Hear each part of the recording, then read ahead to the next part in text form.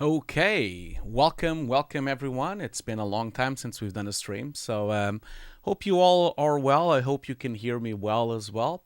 It's pretty cold out there, so I hope you're warm, at least in the UK.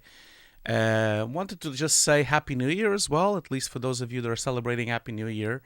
Also, it's been the Chinese New Year as well, so Happy New Year to everyone, and Merry Holidays and Christmas or whatever you celebrated in December to everyone as well. Last time we've done a stream was in the beginning of December. So today we're gonna do the showreel reviews. This will be our third session for the showreel reviews. We're gonna do another 3 showreel reviews.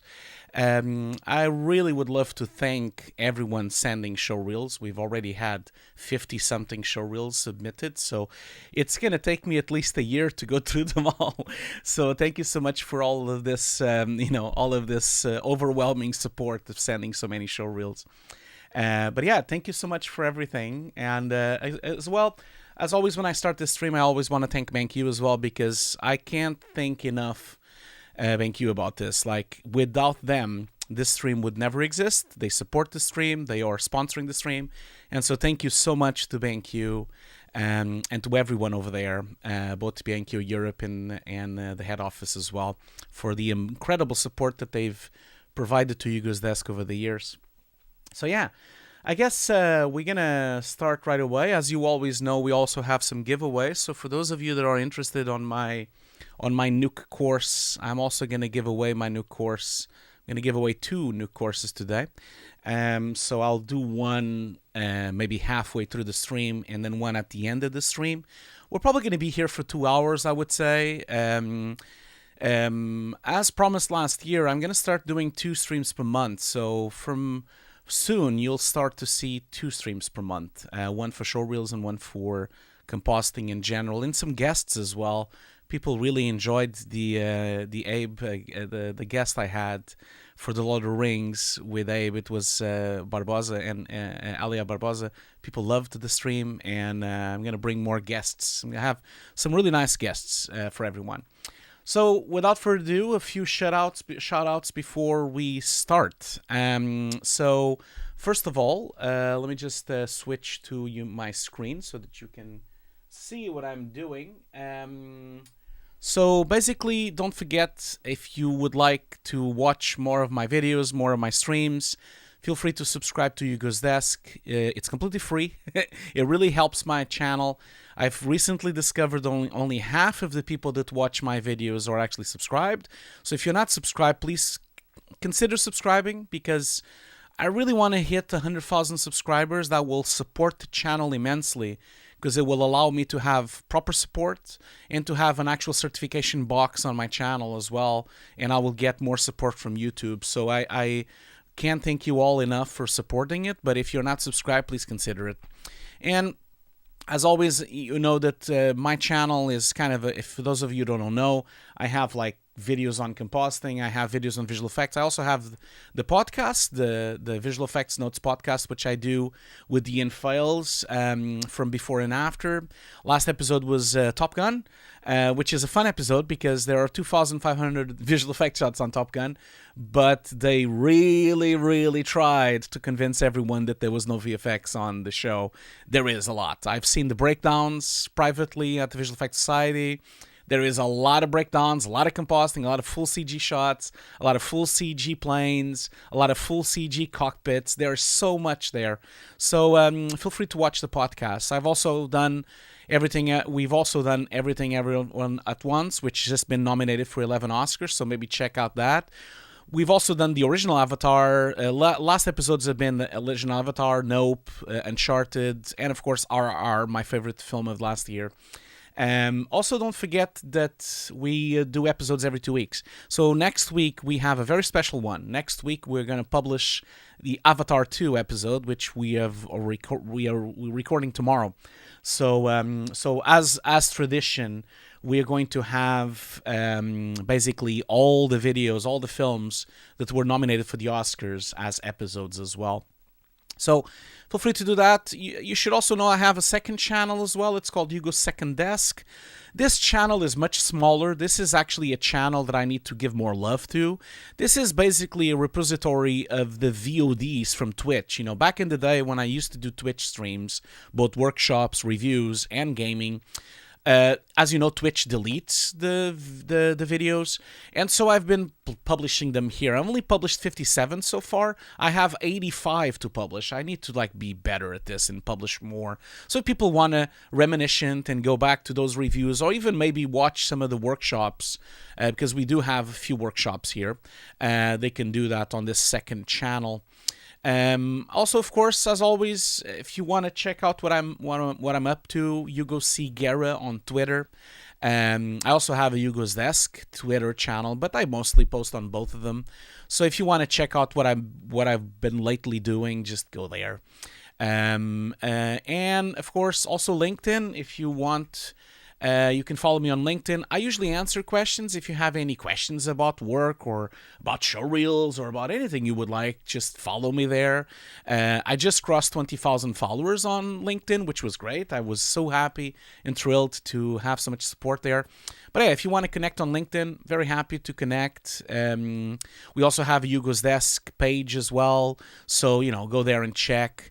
If you're a really big fan of the show, just feel free to support it on Patreon as well.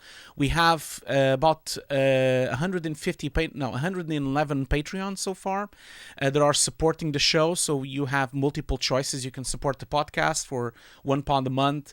You can support the channel itself by £3 a month, or you can go deep and go to £5 a month, which is the most popular choice as well. This money goes directly to the running of the show, so it's not really a profitable endeavor. As you can see, I'm getting £200 a month, £200. So, but it really helps to support the show, to keep the stuff alive. So, if you want to support it, go for it. And of course, I already did that, but I'm gonna just shout out it again. Support BenQ as well. They are sponsoring this channel. They're supporting these streams. These streams wouldn't exist without them. So go and give some love to them. They have a lovely Facebook page with AQ Caller by BenQ, and also the BenQ main page. They also have a lovely Instagram page as well, which you can follow, and I'm usually featured there as well, as you can see with the showreel reviews. They have a lot of webinars you can go and check, a lot of photography webinars, Photoshop webinars, color correction webinars. They're great. So go there and check. And recently, BenQ now has a partnership with Pantone, and so if you have a monitor from BenQ, a design monitor, you get Pantone Premium for free, basically for free for 1 year, because it's not cheap. I think it's like 90 euros per year. Pantone is now paid; it's not free anymore. So if you want to use Pantone, it's really cool. If you have a BenQ monitor, you get it for free for 1 year. And then there's a giveaway as well. So I forgot actually to post the link to the giveaway. Sorry about that. It's on the description of the video as well. But if you're interested on gaining my new course, which is valued at £250, it has 150 classes. I'm always updating it. There's always new classes all the time. I'm actually currently updating the course to Nuke 13 and Nuke 14 with a lot of new classes. So yeah, feel free to join there, and I'm gonna shut up now because I've posted too many things, and let's just get on with the showreel review. So we have 3 customers today, and again, thank you so much for all the love on the chat. I'm so happy. I can see some people from Netherlands. Hi Max, how are you? Rodrigo is here. Crotonian is here as well. Jose Matos is here. Matos is here as well. Benjamin. GLM Studio, which is our first customer for the showreel review, by the way, is here as well. Thank you so much for being here. And I would like to thank also John McIntosh by becoming a member on YouTube. Thank you so much. But feel free, John, to check your name on the credits on our podcast. You'll see your name at the end. as well. That's another way you can support the channel as well. You can become a member as well. You also have a thank button on the bottom as well. Like I said, any money that you support to the channel will just go to the running of the channel. This is not a profitable endeavor. It's just a part-time gig I do in this channel. So thank you so much for all the support and love, and thank you for providing me a platform to actually do these things. I'm so grateful for all the love you guys give me every year. Apologies if my voice is a bit weird. Like I'm under the weather. I think a cold is coming, but I'm still feeling okay. Okay, so let's start the first call. So I have Gregorio here on the line. I'm gonna call him in and see where is he. I'm gonna call him in and see how it goes. So yeah, so. Do you want to join, Gregorio? I think you're already here, so you can just activate your microphone, and then we can get this going. I can already see you here. You just see, I'm going to just tell you, you can join now. Yeah, because I see that you have your mic off.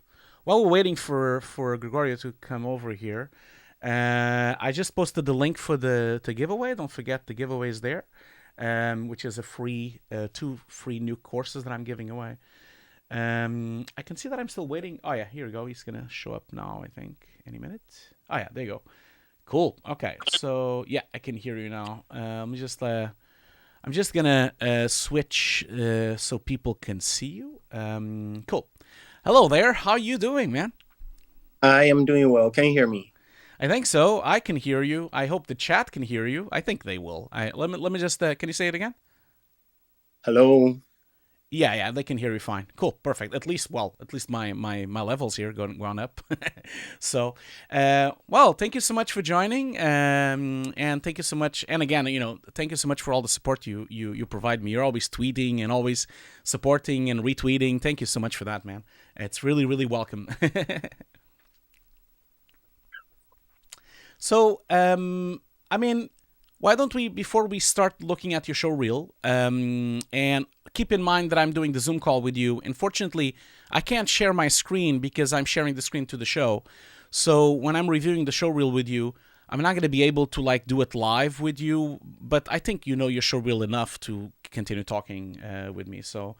But why don't you, for the folks at home, why don't you give people a little introduction of who you are, where you are, what you do, and yeah, tell people a little bit about yourself, if you want to, of course. Yeah, sure. So I'm Gregorio. I'm in Ghana, West Africa. I'm a filmmaker, a photographer, and a VFX compositor. I work as a freelancer and then at a company, a car company, here in Accra. Cool, man. Yeah, I've seen, of course, your stuff around a lot, and you're always posting as well some of your work, which is always great work. So, tell us a little bit about this showreel that we're gonna see. I'm gonna start. By the way, I'm gonna start playing the showreel so you see it while we're talking. I'm going to start playing it on the background. Let me just do that so that we do that. So, okay, so I'm going to remove the sound though. People are now watching the showreel while we're talking.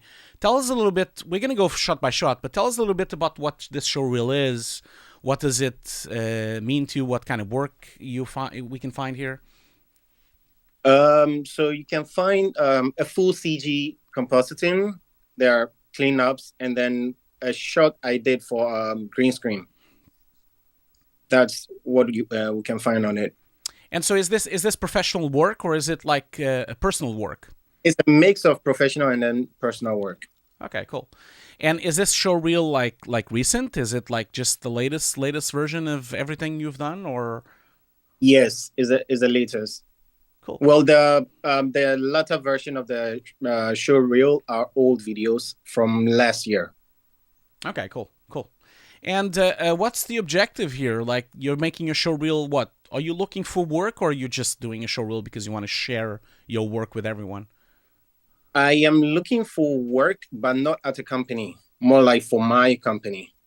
Yeah. So I'm looking out to get compositing work for my GLM Studio. Yeah, which is called GLM Studio, right? Yeah. So for those of you that don't know, GLM Studio is on Twitter as well. They can follow you on Twitter as well. Feel free to. We can do it at the end, but at the end you can tag yourself and we can point people so that they can go and watch your work. Cool, man. So let's get this show on the road then. Like, so tell us a little bit about the first shot here.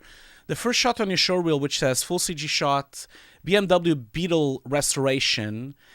So what is this all about? Is it like a private thing? Is it like a production, a project? What is this? So this was a film, a commercial I made for Stancast. But then this particular bit, we changed the headlight of the car, a VW Beetle, from the old bulb to the new bulb. But then there's no way of filming that, so I went into Cinema 4D. The car is an asset. I didn't model it. Then I textured it and then did a projection for the license plate, and then took it to Nuke to do the compositing. And so is this shot like mixed with real footage of the car? Is that what's happening? No.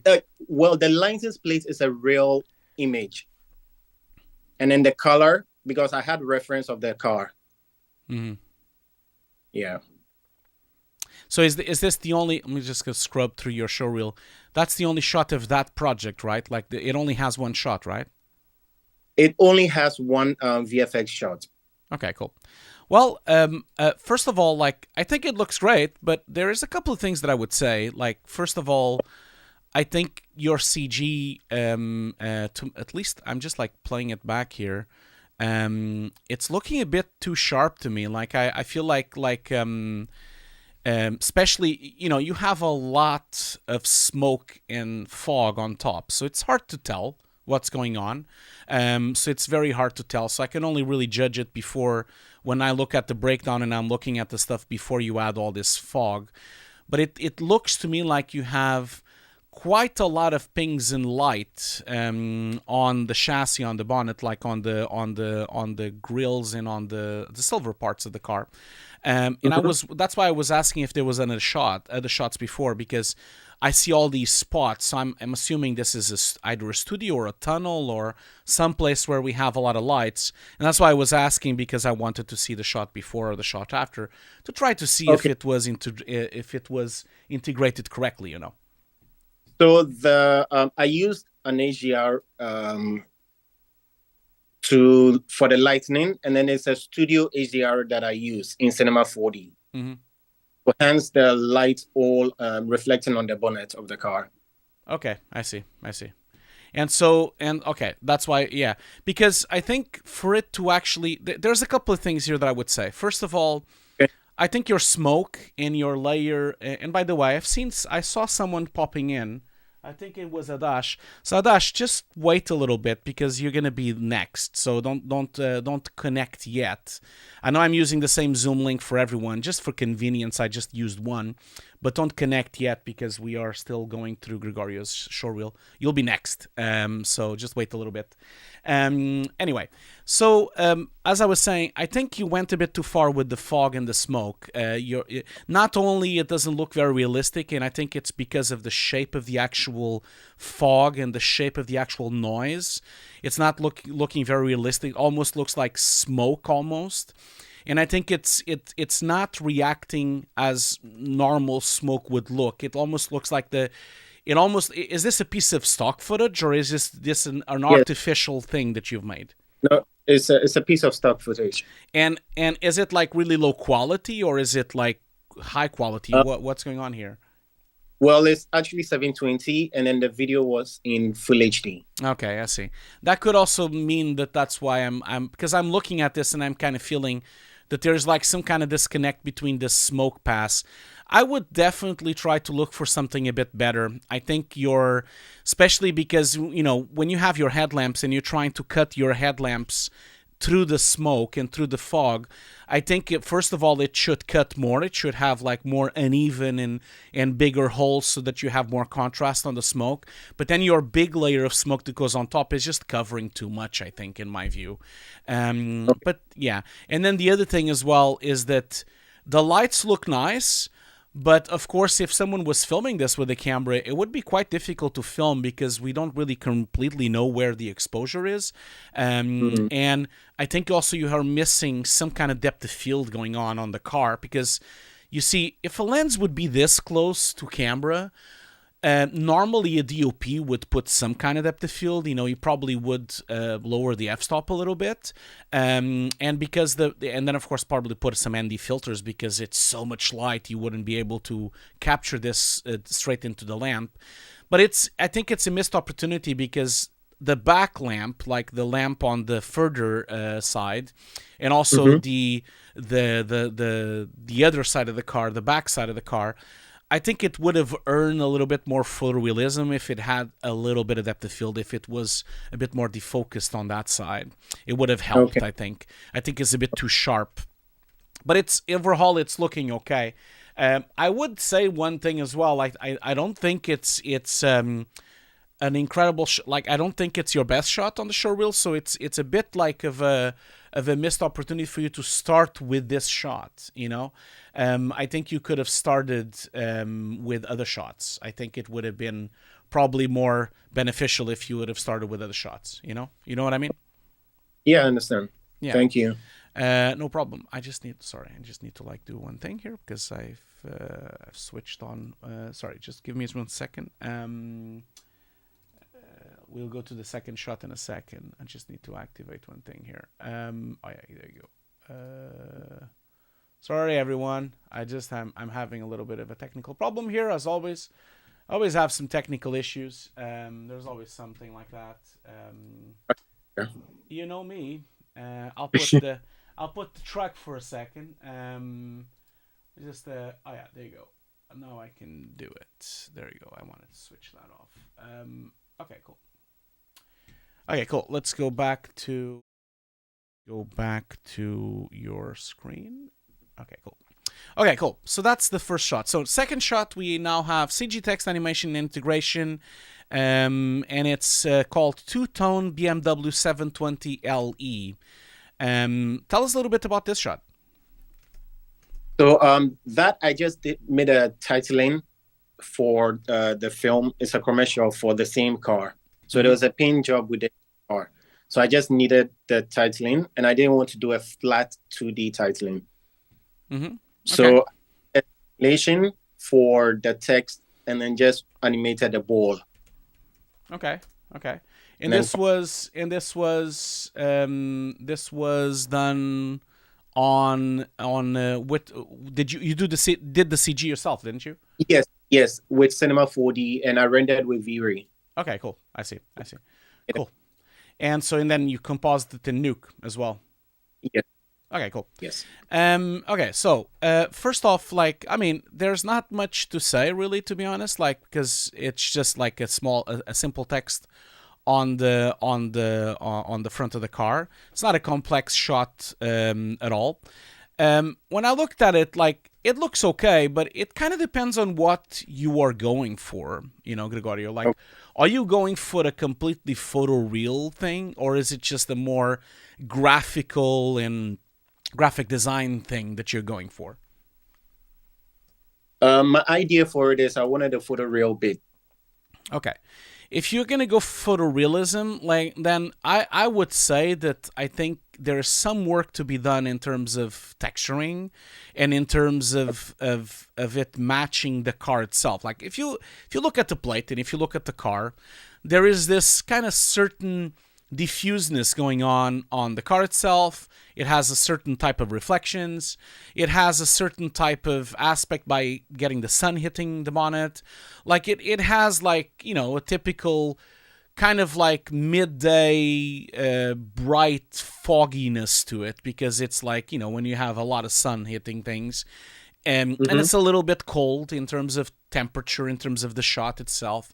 And when I look at your titles, I think you missed an opportunity to try to make the titles a bit closer to the car. I think the paint job, although it's matching the color of the top of the bonnet and the bottom of the bonnet, I kind of feel like that it's missing the actual it's not dirt. I'm not talking about dirt, but like, you know, a car, even if you polish a car a lot, you always have a very uneven surface. There's always, like, even if you look at this BMW, you look at the car, but the car has this kind of blurriness and unevenness into it. It's going to be very difficult for you to do that on text that is so flat, because these texts are so rectangular. So, and of course the car has so much more shapes. But for me, it kind of looks like the level of blurriness and the level of roughness and the level of dirtiness that you have on your letters are not completely matching the car. And so it kind of still looks like a piece of a graphic instead of looking a really photoreal piece of CG. Okay. And this is incredibly hard to do. Potentially the best way to do it would be to have reference, because, you know, I'm not sure if you used an HDR from the set or if you've used something else. How was the lighting done? I didn't film at 360 HDR, so I just took a still image of the plate and then just used that to light the stage. Yeah. I think it could be also the other problem is that when you look at the car, you see this enormous amount of reflections of the environment on the car. And when I look at your letters, I don't see that. I feel like you could fake more reflections. You know, for example, look at the side of the car. The side of the car has the entire street being reflected to it. And I think it would have been nice if your side of the letters also had the same thing. So that means all of your letters would have also, especially the later letters on the corner, like the LI and the 760, would pick up a lot of the reflections of the street on that side. And then the front, if you look at the front of the car, you get all these reflections from the street and also these random reflections of stuff that is in front of the car as well. Also, I think you should have exaggerated the reflections on the letters as well for it to look more for real. Now, you're always going to have a problem because your letters are flat. If you wanted to pick up more reflections, you probably would have wanted to make the letters with shapes, you know, almost like, imagine the letters themselves would have little small bumps and small curves like the car as well. And then you would have picked up other parts of the reflections. I think that would have helped, you know. But I think you did a good job. I'm like just saying because it would have looked more real. Yeah. I also had a limitation, and that was time. Oh, so yeah, I couldn't really increase reflection on the text. Because you had a very short amount of time to deliver the project, was that why? Yes, okay. Yes. I see. From two idea that I just came up with, and I had already finished working on the commercial, so I just thought it would be cool to do this. I see. Yeah, of course. Well, doesn't matter. I think you did a good job. I'm just like giving you more hints and more tricks for you to do it maybe next time or something, you know. Okay, sorry, what? I will do that next time. Yeah, of course. So next up, we have a full CG shot called Porsche 911 Legacy Limited Edition. So tell us a little bit about this. So it's also a commercial for the same company, but I wanted to sort of have a history lessons for Porsche 911 cars. And we don't have all the cars starting from the very first one. So I got assets, 3D assets. Then I just created a couple of shots. But this particular one was supposed to be the intro of the whole. For the show. Yeah. Yes. Yes. So, and again, I guess what my question would be, are you going for a much more stylized thing, or is it supposed to be a bit more real? Like, what's your aim with this shot? With this shot, I wanted it to be real, but this was my first month of playing around with CG, like playing around with Cinema 4D and V-Ray. Yeah. Yes. So there's a couple of things that I would say. It's a nice shot. It's a pretty shot, but for it to look more real, I think, first of all, I think you've went too far with the light. It's too dark. Like, we never really have a proper silhouette of the car, and I think that could have been done in two ways. Either you would have made the light slightly stronger, the one that flies through the car, or if you wanted to, you could have put a backlight behind the car, a very subtle backlight behind, almost like there was a wall behind it, a very subtle one, so that at least you could kind of see the outline a little bit better. Or at least have it during a moment and then maybe it went away. Something like that. I think it would have helped, you know, a lot. And then adding to that, when we see, especially on the back here, when we see this big light source coming through the back of the car and the aileron and the back wheel, there is just something very CG going on here with your surface of the car. And I think it has to do with the metallic materials that you have. The car is just too clean.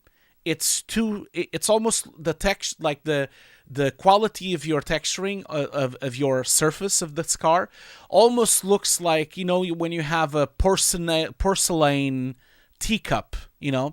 The car looks more like it's made of porcelain than actual metallic car. And I think it has to do with the fact that a car usually has several layers of paint. And it usually has some level of scratchiness and some level of dirtiness as well on top. There is just something going on with your materials that are not transmitting light as they should. Normally, if you have a metallic car with a metallic paint, it usually has certain layers of paint. And some of the layers have different properties, and the light hitting them almost gives you like a almost small semi-transparent layer on top of the paint of the car. And like I said, I think it looks too much like porcelain. Those are the two things that I think could improve on the shot. But you know, it's fine. It's a nice looking shot, but I think that would have helped the backlight and the material, so that when the light passes through, you see a more realistic car.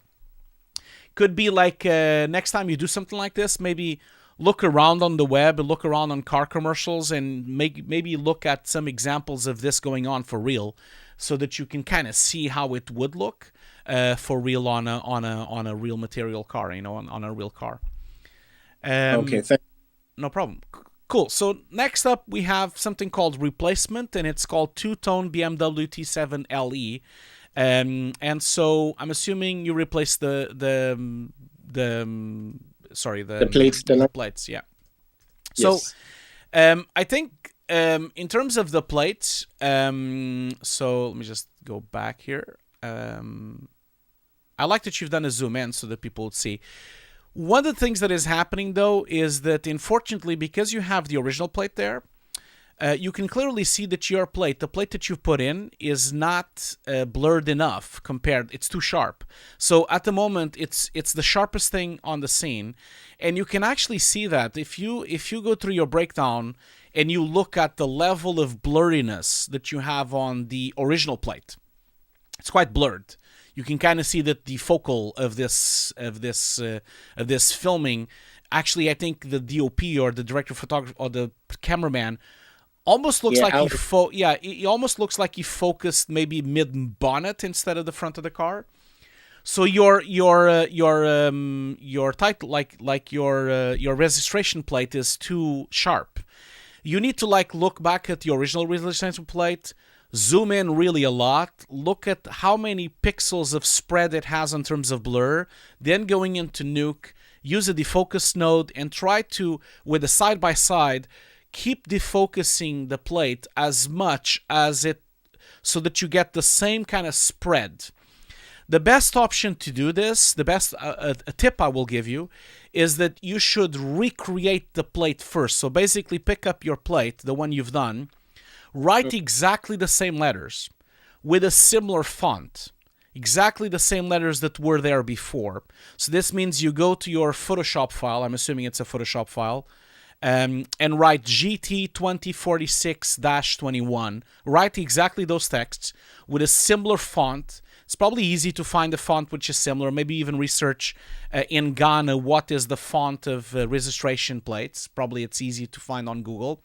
Once you write the exact same letters you had there, then when you go to Nuke, you can then have it side by side, match the color, match the color correction, match the blur level, the sharp level, and then swap with your new text.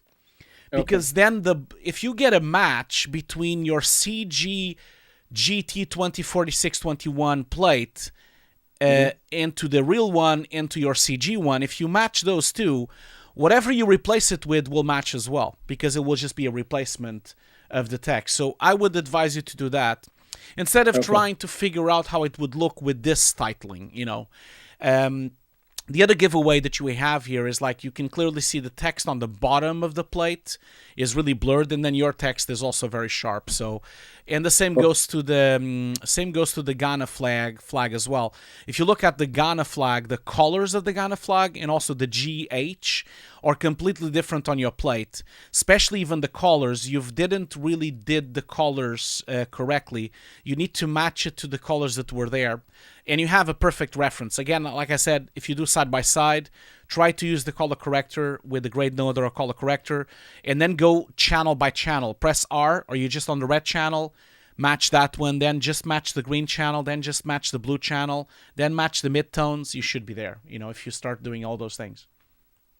Oh, and the plate that I replaced it with is actually a picture I took myself.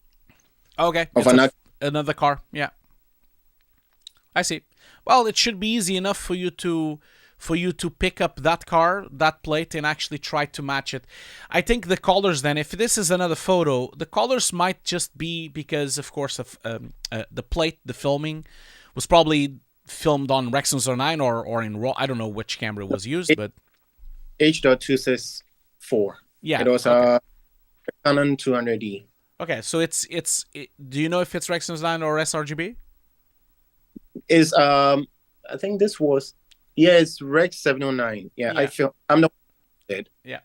So that's probably the issue, because most likely I'm assuming, of course, footage is Rexon 09, then your photo, if it's if it's a photography camera, what profile do you have there?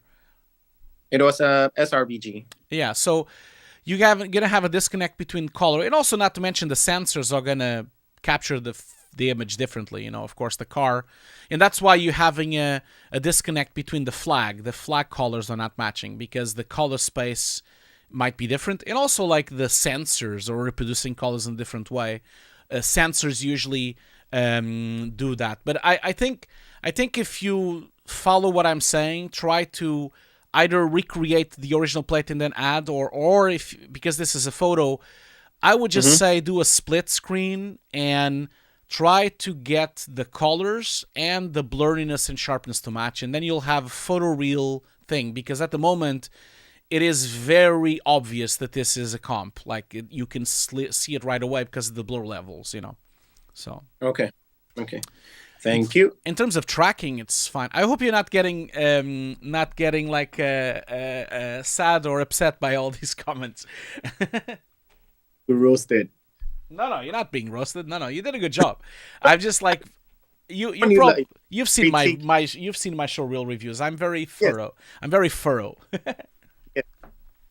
So, hope it's not coming across as a roasting. No, not at all. That was a wrong choice. No, it's fine. Okay, cool. So next up, we have a phone replacement called Broken Phone. So, what is this all about? Is it a real project, or is it just like it's it's not a real project because I see the Hugo's Desk logo there. It's a personal project. I got inspiration from Peter's. He's a compositor. He made a short film with some mirrors thing. I'm trying to remember the title. Okay, so the whole idea is he flipped whatever was in the video was flipped, inverted. Okay. Yes. Oh, you mean like but is this a short film? No, it was just a short, something I created to post. Okay. So why is it reversed then? Why is it like mirrored? Is that what you're trying to explain? Yeah. Yes. It was just something I did to like a test. Okay. I was trying to see what I can. So this was my first keying. Yeah, yeah. Well, Yeah, so it was I must say, it's a little bit confusing that it's mirrored. It makes it a bit confusing for the audience and for people watching a showreel. You might want to consider putting it normal because people might get confused of okay. why is it mirrored. If we knew that it was mirrored, imagine if you had a shot before of the person on a mirror and then you would see the mirror first and then you would see this, then maybe it would have make sense. But just watching the shot alone, it doesn't make a lot of sense that it's reversed. So in terms of the compositing, I think you did a good job, but I still think that you could blur a little bit more. Like if you look at your fingers, if you look at you can actually see that there is quite a lot of defocusing going on your lower fingers, and then a little bit more sharp on the upper fingers. This means that the f-stop probably was quite low, and so you're picking up quite a lot of depth of field differences between the lower finger and the upper finger.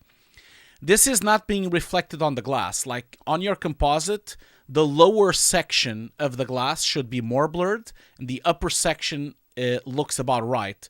So you kind of need to like use a ramp and try to blur the bottom, because when you look at the bottom of the phone, you can kind of see the speaker, for example. I think it's the speaker, the little grill there. It, It's it super is. it's super blurred, the speaker, but then your sharp edge is really sharp. So you need to kind of do a little bit of a ramp so that you blur in different areas on the screen so that it matches the depth of field of the fingers, you know? And in fact, if you go back and you look at the green screen, you have all the information there. Look at how blurred the bottom marker, the one closest to camera, the one on the right side, it's very blurred. Then the one on the other side, on the left side, on the bottom is a lot sharper.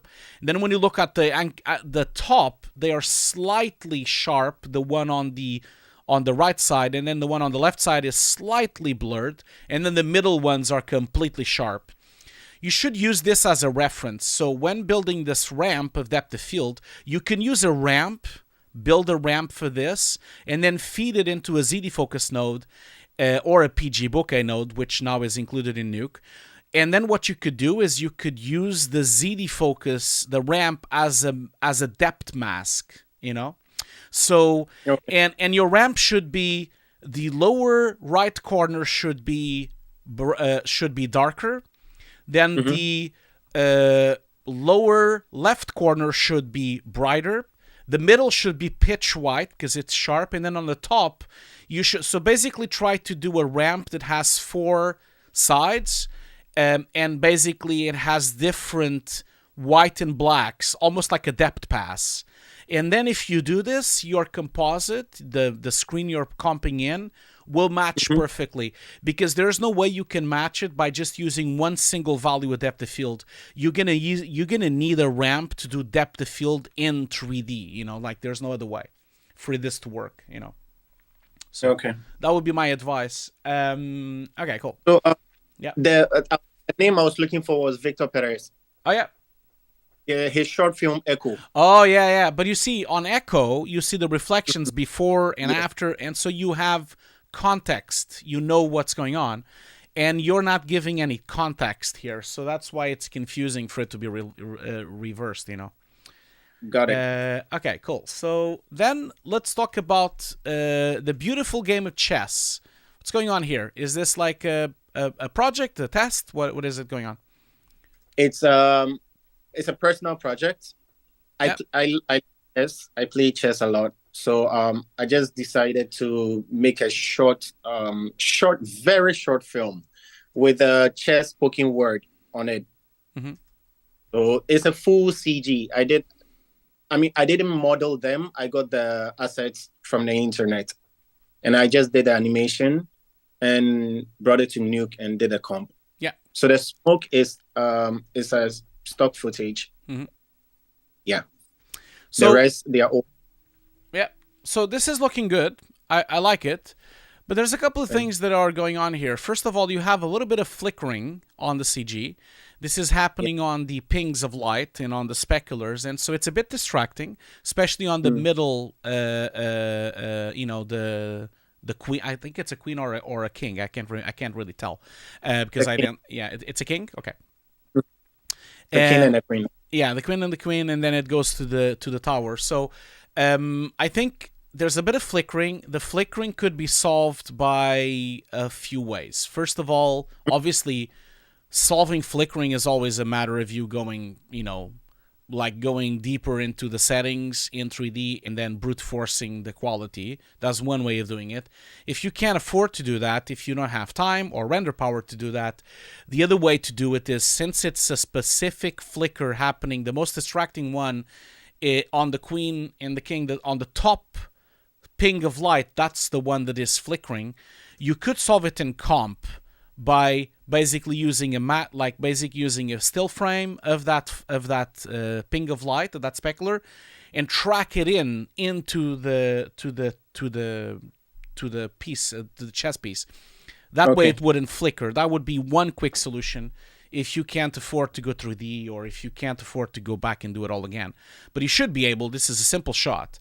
The other thing as well that I feel, which is making your shot not as good as it could be, because I think your shot looks good, is that I think your especially when you look at the black piece of chess, like the black piece, the king, I think you went too clean. It looks too perfect, and there is really no sense. When we touch, as you know, since you play chess, when you touch the chess, it always gets a little bit less mirror-like, because your hands are bringing in fat into the they're dirting up the pieces, so you get a little bit of dirt, and you get a little bit of oils and fats and sweat from the hands, and the whole thing would just have a little bit of more smudges in them. And I feel, when I look at these pieces, they just look so perfect. It would have been nice if they had a little bit more roughed up. I feel like they would have looked more real if they would be a little bit more used. They look like they just came out of a new set, and it just makes it look a bit more CG because of that. I can clearly see that it's possible for you to have pieces like this, of course, if you just buy the set and don't even touch them and put them on the table. But it would have been, I think, a nicer touch to have them a bit more roughed up. Yeah, I agree. Yeah. So, but I think it's a nice shot. Now, your transition going from one to the other, there's something really strange going on. You have, for a few frames there, you have some kind of weird light wrapping happening between the king on the bottom and then the tower. I'm not sure if that's intended, but it's very distracting to have that much light wrapping going on the bottom, because there isn't nothing there. If you go frame by frame, you'll see what I mean when you swap from one to the other. Yeah. Yes. Maybe just that frame. Maybe just fix that, because the rest looks fine. Yeah. Cool. And then also, like, it looks to me like, are you comping this entire thing as a full CG shot, one single shot, or did you separated the foreground pieces by the background? With this, I rendered the full. I had no idea of rendering separately. Okay. You see, because my strength is not in 3D. Yeah. I think I get better at 3D, because there's no 3D artist that I know around me that will do this. So I think I have to get. I see. Well, because what I'm noticing is you have a little bit of a halo around the piece. Looks to me like you have a little bit of an artifact going on because of the depth of field. These are not hard to solve. You could solve them, for example, by you could use PG Bokeh, which is a lot better on those kind of things, and it's just been released with NIC 14. Use PG Bokeh, or you could use a mask to separate it, or of course, there's two ways of doing it. You either would have rendered the piece separate from the back, or so you have the occlusion behind, and so when you do the depth of field, there's no problems with occlusion and with the halo. Or of course, you could have done it with deep compositing, and then it would have been fixed as well. But deep compositing for a shot like this is a bit of an overkill. There's no point of you doing that. But that would be what I would say. Anyway, Okay. moving on. The next shot here is a BMW. It's called Dark Beast.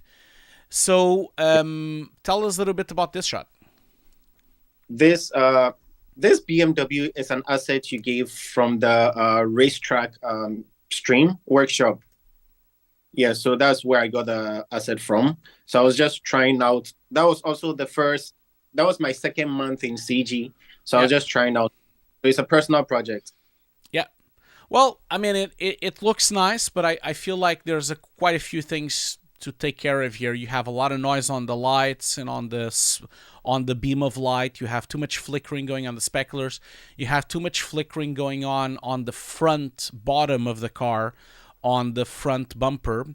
And then also there is really, it looks like there's no glass on the car.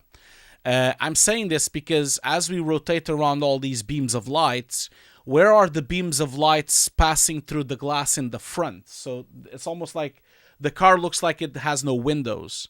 Not only the windows there would pick up reflections from the set, but also as the car passes through, you would see the typical displacement and magnification that happens between the beams going behind and being seen through the glass windshield. So it looks like to me that it's no windshield there. It looks like there's no glass, because I'm missing the magnification. Also, some cars have a slightly tinted glass, so it looks slightly darker. And as you go through a lot of glasses, because you have the front windshield, then you have the side glass of the doors. As you go through a lot of glass, you would magnify more, and also it would be slightly different, the light amount. So I think that those are the kind of things that are standing out to me, like the enormous amount of noise and the lack of glass there. So okay, thank you. And then the next shot is called Cleanup, and it's called the Right Lifestyle. The right. Breathe. And what is this? Is this a production or is it a test or? It's a commercial I filmed and edited for Stuntcast. So the car was driving by, but there was another car across the street. And okay, that's a different shot. Yeah, so I just wanted to isolate the car.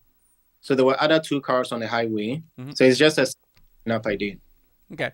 So you did a really good job on cleaning it up. There is a little glitch on the very beginning of the plate, though. So at the very beginning, if you go frame by frame, it wobbles the clean patch that you've made, and also the strikes of ink on the markings on the floor where you've cleaned the car.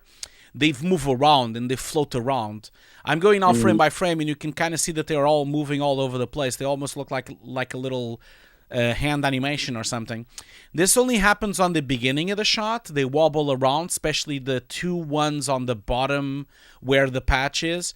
And then after that, they stop wobbling. And then after that, it's fine. So it's only on the beginning. I think, I don't know what's going on here. Maybe it's a tracking issue. Maybe you need to look into it. But do you see the wobbliness when you go frame by frame? Yeah, with this, I use After Effects and I use Mocha Pro in After Effects. By then, I had not discovered Nuke. Yeah. So in After Effects, so Mocha Pro's cleaning system. That's what. But I wasn't good at it then. Yeah. So I guess you should redo it. Yeah. I mean, I would say that if someone was watching this, they would not even notice because they would just be going on so fast. I only noticed it the second time I played it. So It's not a big thing, but it moves quite a lot when you start looking at it. Now I can't not see it, so, but yeah, it only starts at the beginning. But yeah, it definitely sounds to me like a typical Mocha problem. So look into that. And then the second shot, you've removed the car as well from the back. And that one, I don't see any issues. I think you did a really good job. I mean, can't really see any issues. I don't see the rest of the shot, though, so you don't show me the beginning. So because you showed me the shot with the two cars there, and then you do a breakdown without the car, and then you play back just from there. So I never see the beginning of the shot where the first car passes through with the clean behind. I never get to see that. So I can't really tell if it's good job, because you never show me when the car, because I'm assuming when the car passes by, the other car shouldn't be there. So that's what's missing. You need to play it back again. You need to play it at least once, the full shot, you know. Okay. Yeah. Okay. And then I think this is the last shot. Yeah, it is the last shot. So this is shoutouts. I think that's how you pronounce it. So this is a replacement sign that you've done. Called Just Kidding. And I think you did a good job, although I think the only thing I'm noticing when I look at it is the black levels are not matching. The track is good, but the black levels aren't. So if you look at the original 40 sign, the original letters of 40 that were there, they are really black, they're really dark. And then when I look at the stuff that you put in, it's slightly grayer. It's not as black as the original 40. So you might want to consider, unless this is a creative choice, of course, maybe the idea is to do it in gray. But if the idea is to be black like the original sign that was there, then you need to darken the blackness on this lettering, basically by matching the black point between it. But if it's a creative choice, then never mind what I've said. But if it's not a creative choice, if it's supposed to look like the old one, then there's something wrong here. Yeah. Okay. Yeah.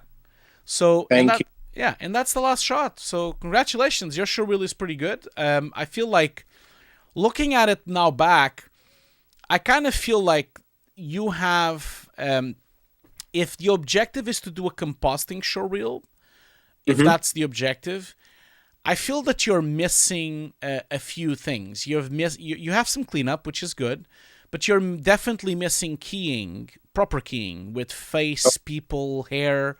You're missing a shot with proper keying, and you're missing shots with rotoscoping.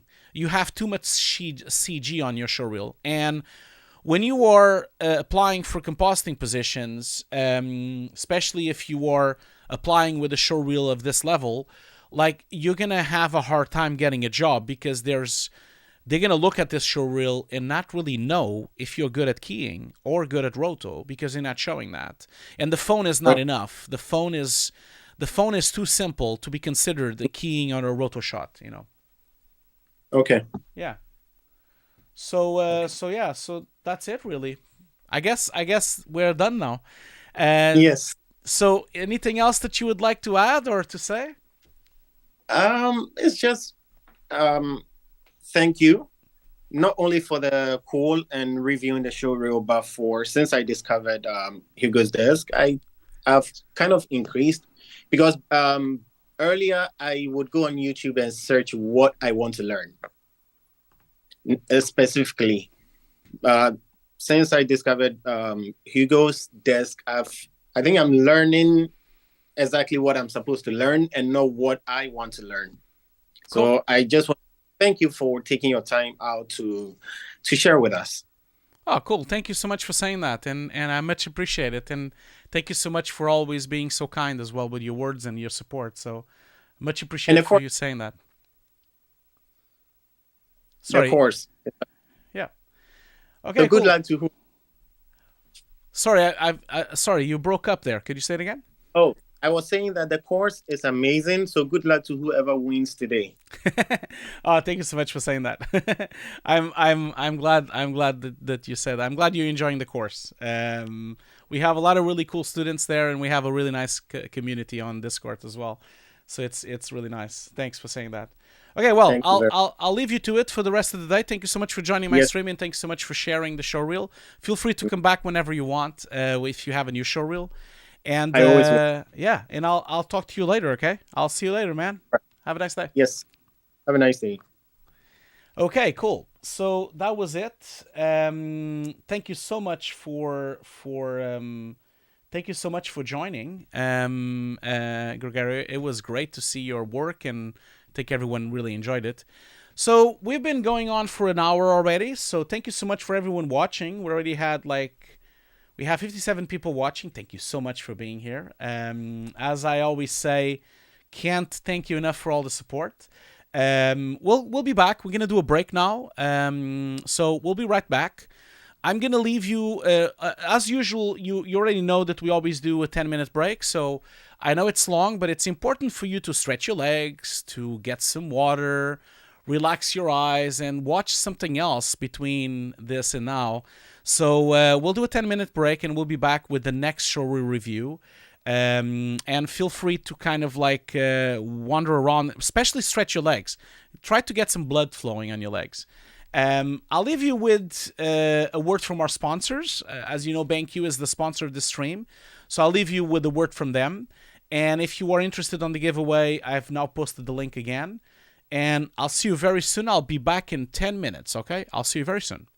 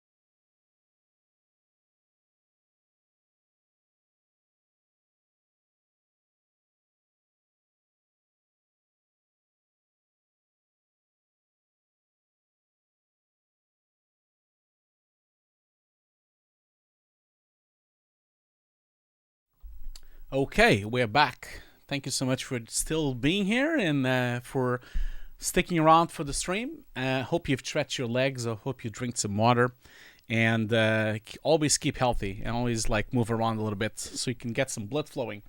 So we're gonna continue. If you look at the chat, there is like a link for the giveaway. Don't forget, if you want to have my Nuke course for free, just join the giveaway. We'll do the first giveaway after this next review, and then we'll do one last giveaway at the very end. We'll do two today. So we're gonna be in, and yeah, before we start, also you saw a word from our sponsor as well. Don't forget that it's because of BenQ that we are doing the stream. So go and give them some love, support their channels, their social media, and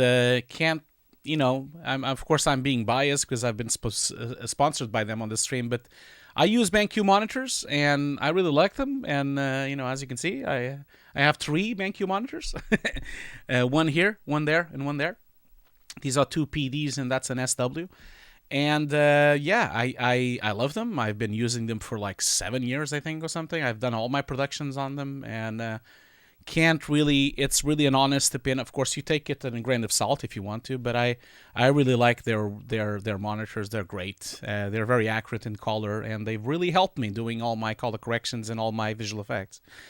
Anyway, I have some really kind words here, so thank you so much on the chat. You can see Pablo here saying, just want to say hello. I appreciate so much you've done on your YouTube channel and all the tutorials you've given. It's been great to have you there teaching us. Thank you so much for saying that, Pablo. It's very kind of you. Very, very kind of you of saying that. Okay, let's move on to the next contestant that we have. So I'm gonna roll up his. I'm gonna call him as well. So Adesh, I hope that's how I pronounce it. So yeah, Adesh, if you want to join us, you can join the call now, so we can talk to you. I can see that you're already here. So hello, Adesh. Can you hear me? Yes, I can hear you. Maybe put your volume a little bit higher, or maybe speak up, because I can barely hear you. It's very low. Yeah, it's Adesh here. I'm from India. Oh, there you go. Now I can hear you better. I think you've put your volume up. So, do you have a camera, or you don't want to use the camera? Like, or are you gonna just use sound? Oh, there you go. Cool, excellent. Yeah. Everyone is watching you. Okay, cool. Well, first of all, thank you so much for submitting your showreel. I know you submitted your showreel quite a while ago. I know that, but bear in mind that I can only really do 3 at a time, and I've been inundated by showreels. We have like 50 showreels. I think you were like the 7th or 8th person to submit a showreel. So I promise everyone that is submitting, I'll get to everyone. And just like I've now gotten to Adesh as well. And I know it's been a long time, but is that how I pronounce your name? Is it Adesh? Adesh, yes. Adesh, okay, cool. Well, thank you so much for joining. And why don't you tell the audience, of course, only if you want to, what a little bit about yourself, like where you're from, what do you do, what do you want, just tell us. Yeah, so I'm Adesh from India. I was previously working as a 2D compositor, like for cartoon films and shows. So I wanted to switch to VFX, so I made this showreel by myself. Cool. And by the way, I'm gonna put the showreel up and running on the screen so that everyone can watch it as well while we're talking. I should have done that before. Apologies for that. Let me just where is it? Sorry about that. There you go. Adesh Walke. Let me just remove the sound here. I'll put it on the screen for everyone to see, and I'll put it on full screen and playing back on the back. Okay, so the objective of your showreel is to get a job, as you said. You're from India. Where about in India, by the way, if you want to share? Yeah, Maharashtra. Okay, cool. Is that like, I don't know of that place. Is that south, north? Where is it? Actually, it's north. It's cool. state. Cool. Excellent.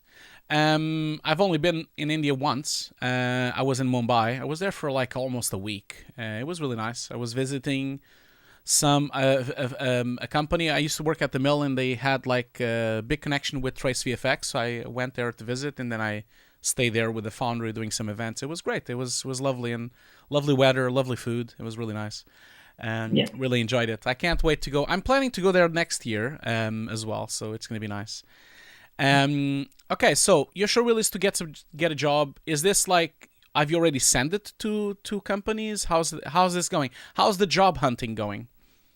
Yeah, I got one, but I have to join as a fresher because I was working in After Effects before, and the experience was in 2D. Okay, is this showreel primarily what kind of softwares are you using on this showreel? Yeah, this is like Maya Nuke After Effects. Okay, cool.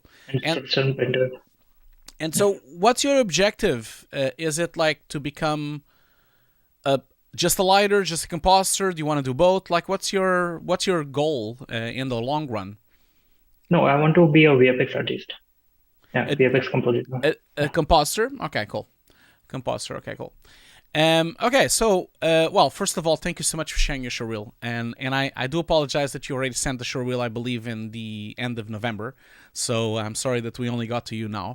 But I'm hoping this will be beneficial. And of course, like I've explained to Gregorio, please don't be upset about my comments. I'm usually very direct, and I don't get upset about any of the comments. I'm just gonna give you an honest opinion, and there's no, but I'll keep it as constructive as possible. Don't worry, of course. So, let's get this started then. So why don't you tell us a little bit about the first shot? Let's start with that. So the first shot is basically a planet, I believe. So tell us a little bit about what is this. Is this a real project? Is this a private, personal project? What's going on here? So this is a personal project. I got the planet maps from internet, and after that, I did the planet shape to it. I added lens flare and the other objects around it. Okay, cool. And this is what? Like, is it composited in Nuke or After Effects, or what's going on here? This shot was done in After Effects. Okay, cool. So, are you primarily looking for a job as an After Effects artist or as a Nuke compositor? No, as a Nuke compositor. Yeah. Well, first thing I would say is that, not that it makes a huge difference, but maybe consider doing this shot again on Nuke. Maybe then you can probably get more practice in Nuke and also see if you can achieve the same. But one thing I would say is that normally I would not really personally start a showreel with a planet. The reason for that is because a planet doesn't really show a lot of skill set. It's a sphere. It just needs a sphere with some texturing and a flare. It's not very skill-based. It's not very high skill-based. And you want to make sure you really wow people when they watch your showreel. You want to make sure you show the best thing you've ever done as the first thing you show. So keep that in mind for the future, so that you can make so that you can give, because you need to be careful, because a lot of companies watch hundreds of showreels in a week. Like the supervisors or the recruitment people. Sometimes it doesn't even go to the artist. Sometimes it's just the recruitment department. They might skip your showreel as soon as they see a planet on the beginning, or as soon as they don't see like a proper VFX shot with some footage or some keying or some roto. So keep that in mind. Okay. Okay. Cool. So regarding the shot itself, I don't have much to say. I mean, I think it looks okay. It's a bit too saturated for my taste. That's just my personal taste. I feel like your flare is a bit too overexposed. The halo around the planet is a little bit too orangey. But then again, this is not Earth, right? This is something else, isn't it? Yes. It's like what? Like a fake planet, or is it a specific planet in the solar system? Actually, it's like an alien planet. Okay, cool. So then of course it could have an orange glow. But again, like I said, I think it's well made. I don't really have much to say. I just think that consider that it's not very spectacular to start a showreel like that. So I'm going to move on to the next shot. So next shot here, we have some compositing with this dude with glasses. So tell us a little bit about this. What's going on here? So I did the keying in Nuke and composited in Nuke as well. Okay, cool. So, yeah. Cool. Well, I mean, your keying is really good. Like I think it's oh, sorry. I think it's really great. Let's just go to the original footage here. You don't show the original footage for a very long time, but you might want to consider when you do a breakdown, like maybe show a little bit longer for people to see the original key, the original footage. But when I look at the original plate, which by the way, where did you get this plate? Is it something you filmed? No, it's from YouTube actually. Oh, cool. It's very high quality for YouTube. That's surprising. So is it like directly ripped from YouTube, or is it like a higher ProRes quality or something? No, it's from downloaded from YouTube actually. Oh, you did a great job then, because usually YouTube has a very, very nasty compression with H.264. Normally, when you do productions on a real company, you will get raw footage, you'll get ProRes, you could get really high quality. So if you can get a good key like this with really crappy footage, it's already a really good tell. So yeah, so I think you did a great job with the key, because you can see the original has quite a lot of locks of hair floating around. You have a really bright light behind him as well. If anything, the only thing I would say is that, of course, there's a few little lack of detail going on the left side. Like you have some noisy feeling into the hair, but I still think it's very well made because, again, like I said, compression on YouTube sucks. It's really bad. I think you did a wonderful job considering this is from YouTube, and it's quite well integrated. Like, kind of looks like he's there. So, what's this background? What does it come from? Yeah, actually, it was a 3D model. So I did a lighting in Maya and rendered a single frame and tracked foreground. Cool. Well, it's very well done. I think, like I said, there's definitely a little bit of lack of detail and some breakup on your mask on this, especially there's like a lock of hair on the left side that is more that you can actually notice this more, but it's very subtle, and I think you did a good job like considering that this was such a bad quality thing. One thing to tell you is that, as an advice, when you show a key thing like this on the breakdown, it would be beneficial for people to see the actual key as at least for a bit longer. You never show the black and white mask of the key. I think it would have been nice if people have, if the recruitment could see that, so they could see the type of key quality that you have in black and white. So I would suggest you to put that in, if you could, of course. Yeah, sure. Cool. Okay, so next shot we have, let's see here. We have this robot on a sci-fi environment called. So tell us a little bit about this. Yeah, so I have downloaded the 3D models from internet and composed in Maya. Did lighting and some look their work in Maya as well. Cool. And after that, rendered out passes and composed it in Nuke. Cool. Well, I think it looks good. I feel like maybe you went a bit too far with the defocusing on the background. It looks a bit fake to me, like the level of defocusing, because usually, even though there's a lot of atmospheres going on here on this environment, on this city, on this city landscape, if you had a camera shooting this for real, and if you would have been exposed to him like you are, because you can kind of see that the camera is probably, quite with a quite like high exposure, because he's quite dark, so you would have to pull the f-stop down to try to get more light into the camera, maybe even the ISO go a bit higher.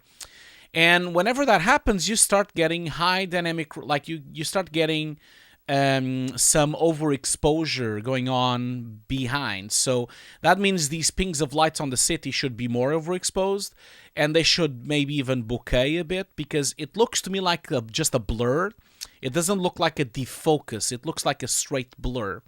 So you might want to consider either using Z defocus or using bokeh, or using a defocus node to try to recreate the typical depth of field artifacts that you get from highlights from the bokeh, because it looks a bit fake, that background.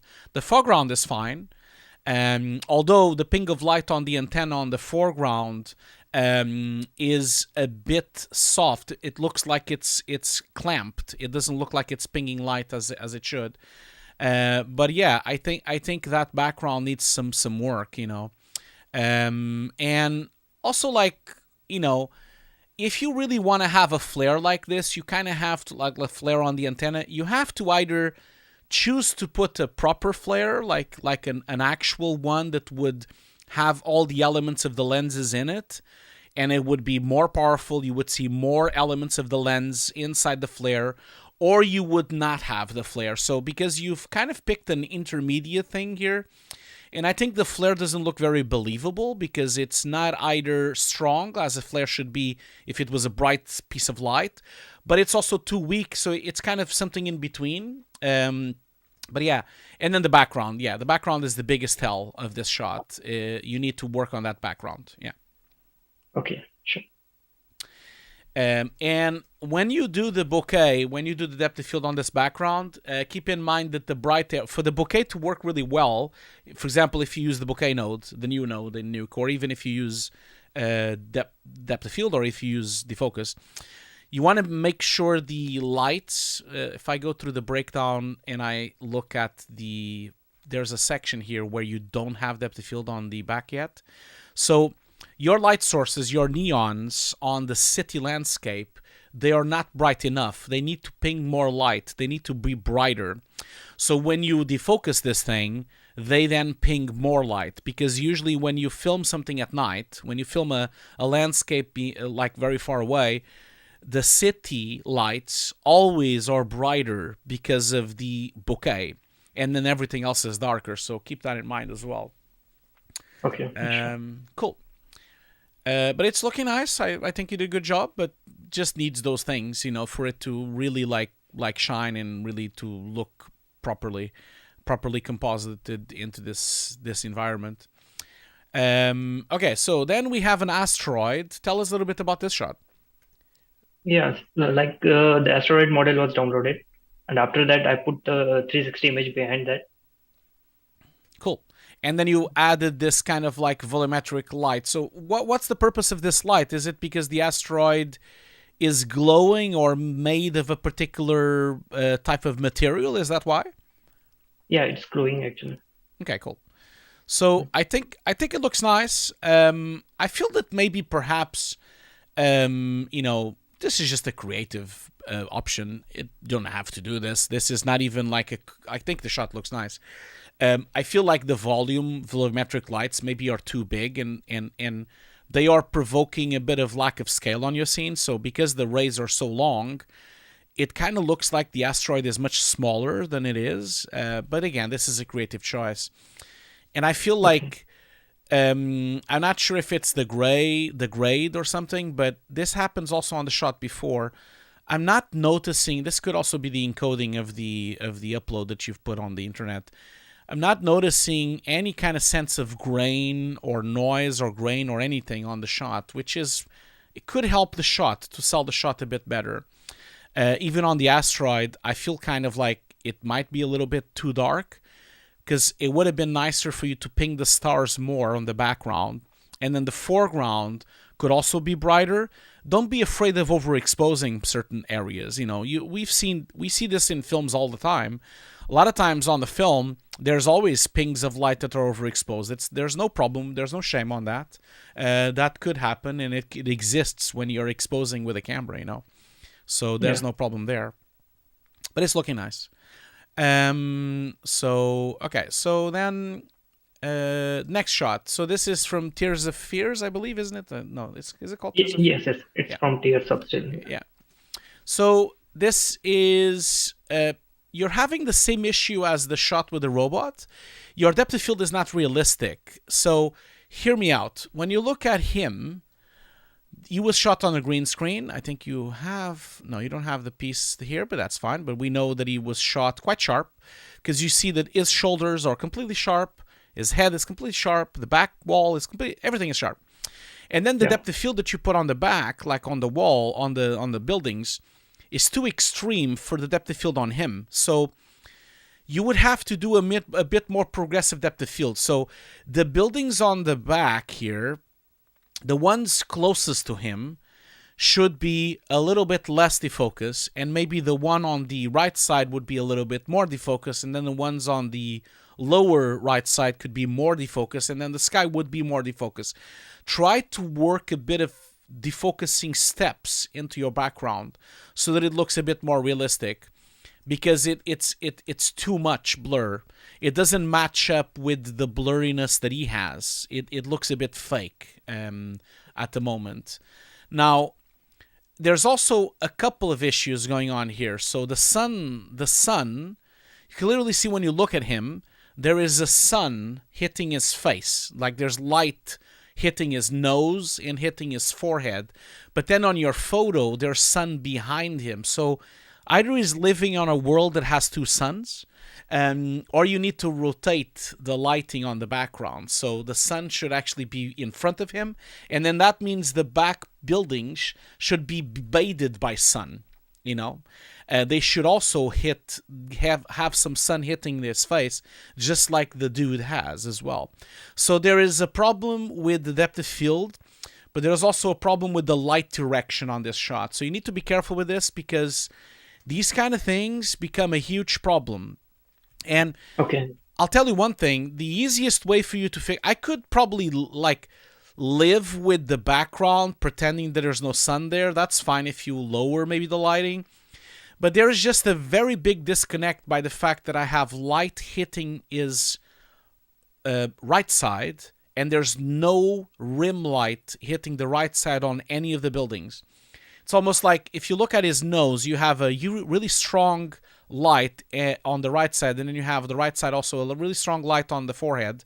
Imagine if you would go ahead on these backgrounds and paint in a right side rim light, you know, so that it would look like the rim, the lighting is coming from the same direction as the dude, you know? Yeah. Okay, sure. And this is really important because these kind of problems are the most, like visual effects supervisors and VFX artists that are looking at your showreel are going to look at this and completely not trust you with light direction or with looking at a comp, because even worse than the key might be good or bad or the roto is that if someone doesn't notice light direction, that's going to be a big no-no for them, because that means you should have noticed that. So in the future, really be careful with light direction. Be very careful. Whenever you comp something with background and foreground, always make sure the lights are exactly from the same size and exactly from the same intention, and just make sure that works. Because if that doesn't work, it could be a huge issue, you know? Yeah, sure. Cool. Now, in terms of the key itself, I think you did a good job. I mean, he looks a little bit cut out. Like, I feel like, especially because he has so much light behind him, kind of feels like his hair is a bit too opaque. There's not enough semi-transparency through the hair to actually have something this bright behind him. So I think you did a good job with the rest of the key of the shape, but the hair itself is too opaque on the edges, and it's too much of a cutout. It doesn't really look very realistic in this background. But once you change the background, you might need to re-look at the key as well. So, yeah. Yeah. Okay, cool. Next shot, we have this lady on a snow thing. Tell us a little bit about this. Yeah, so I found this footage on YouTube. Yeah. I did the keying and added some snow like stock footages over it. And behind that, the image is like projected behind. Okay, cool. This is a much, much nicer shot than the shot before.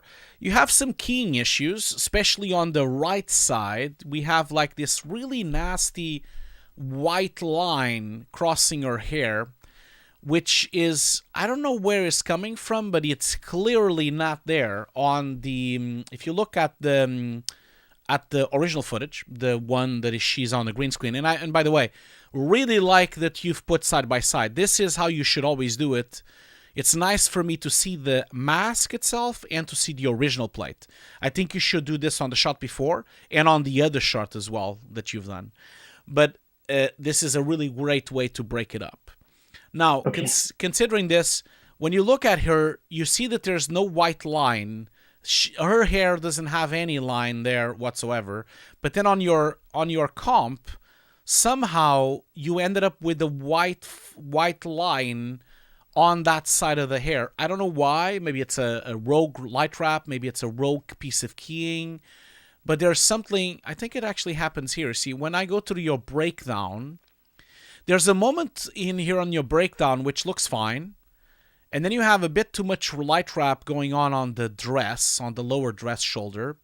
And then you actually put even more light wrapping. So that light wrap then goes away when you put darker the shoulder, but then it never goes away on the hair. So there's this really fringe white going on that side.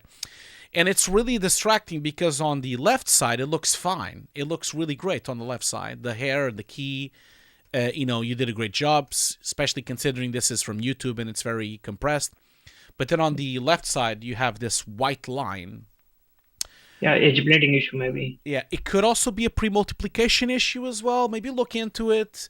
My advice whenever you have an issue like this is to go to your comp, start from the bottom at the final result and work your way start disabling nodes one by one until you find the problem. So you start disabling. There will be a moment that when you disable something, this white will disappear. And that node will be the problem. And then you can find the problem, and then you can go deeper and try to understand how you can fix it, Okay. The other thing I would say is, I think you did a good job with the shot. I like the color correction. I like the way that the snow is. The snow itself, I think it's too gray. I think you went too far. There's quite a lot of light on this shot, and normally snowy shots are very bright because you have the reflection of the snow hitting faces and hitting people. And I think your snowflakes, the ones floating around, they are too semi-transparent. They're not white enough, I feel. They're a bit too gray. And I think they're missing, it's making it look a bit fake because of that. They should be a little bit wider. This is a nice looking shot. It's really that edge and the snow itself. Okay. You even did a really good job with the flickering. Although when the light flickers, you need to look into one problem you're having here. So when the light flickers, especially if you leave on the frame where the flash happens, you have an enormous amount of color difference and bright difference between the edges. So the hair is really bright, and then the shoulder on the right side is super bright as well, almost overexposed. And the hair from one frame to the other, there's almost like a difference in temperature between the hair in the middle of the body and the hair on the edge during the flashes. It could be that you might need to tweak the key just on the frame of the flashes. And this could be done in different ways. One way could be that you could keyframe the keying on those frames.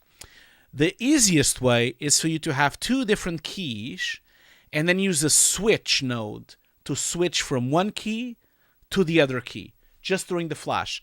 So this means that just for one frame, you would switch to one keyer, and then you would switch back to the other one. So you could keyframe a switcher node and have two completely distinct node trees for the two different keys. Okay. Cool. Yeah. So let's go back to next one. So next shot, we have a robot called Vanguard. It says Vanguard. So tell us a little bit about this. Yeah. So this model is from internet. Yeah. I got it. And after that, I did lighting and looked down in Maya and rendered out the passes and did the comping. Okay, cool.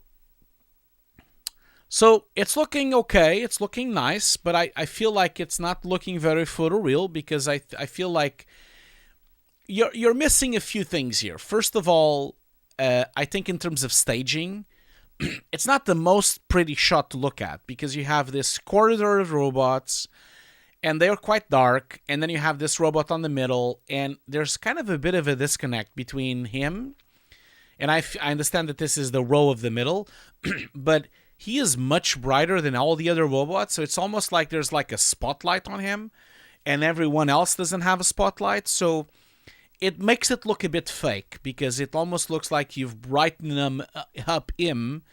You should actually have all of them with the same amount of sun because they're all outside. So they all should, the amount of brightness you have on his surface should be on the other ones as well. Because there's no indication to me why you would have more light because we're outside. If this was an indoor shot, then yes, I could believe that maybe there's a spotlight hitting him.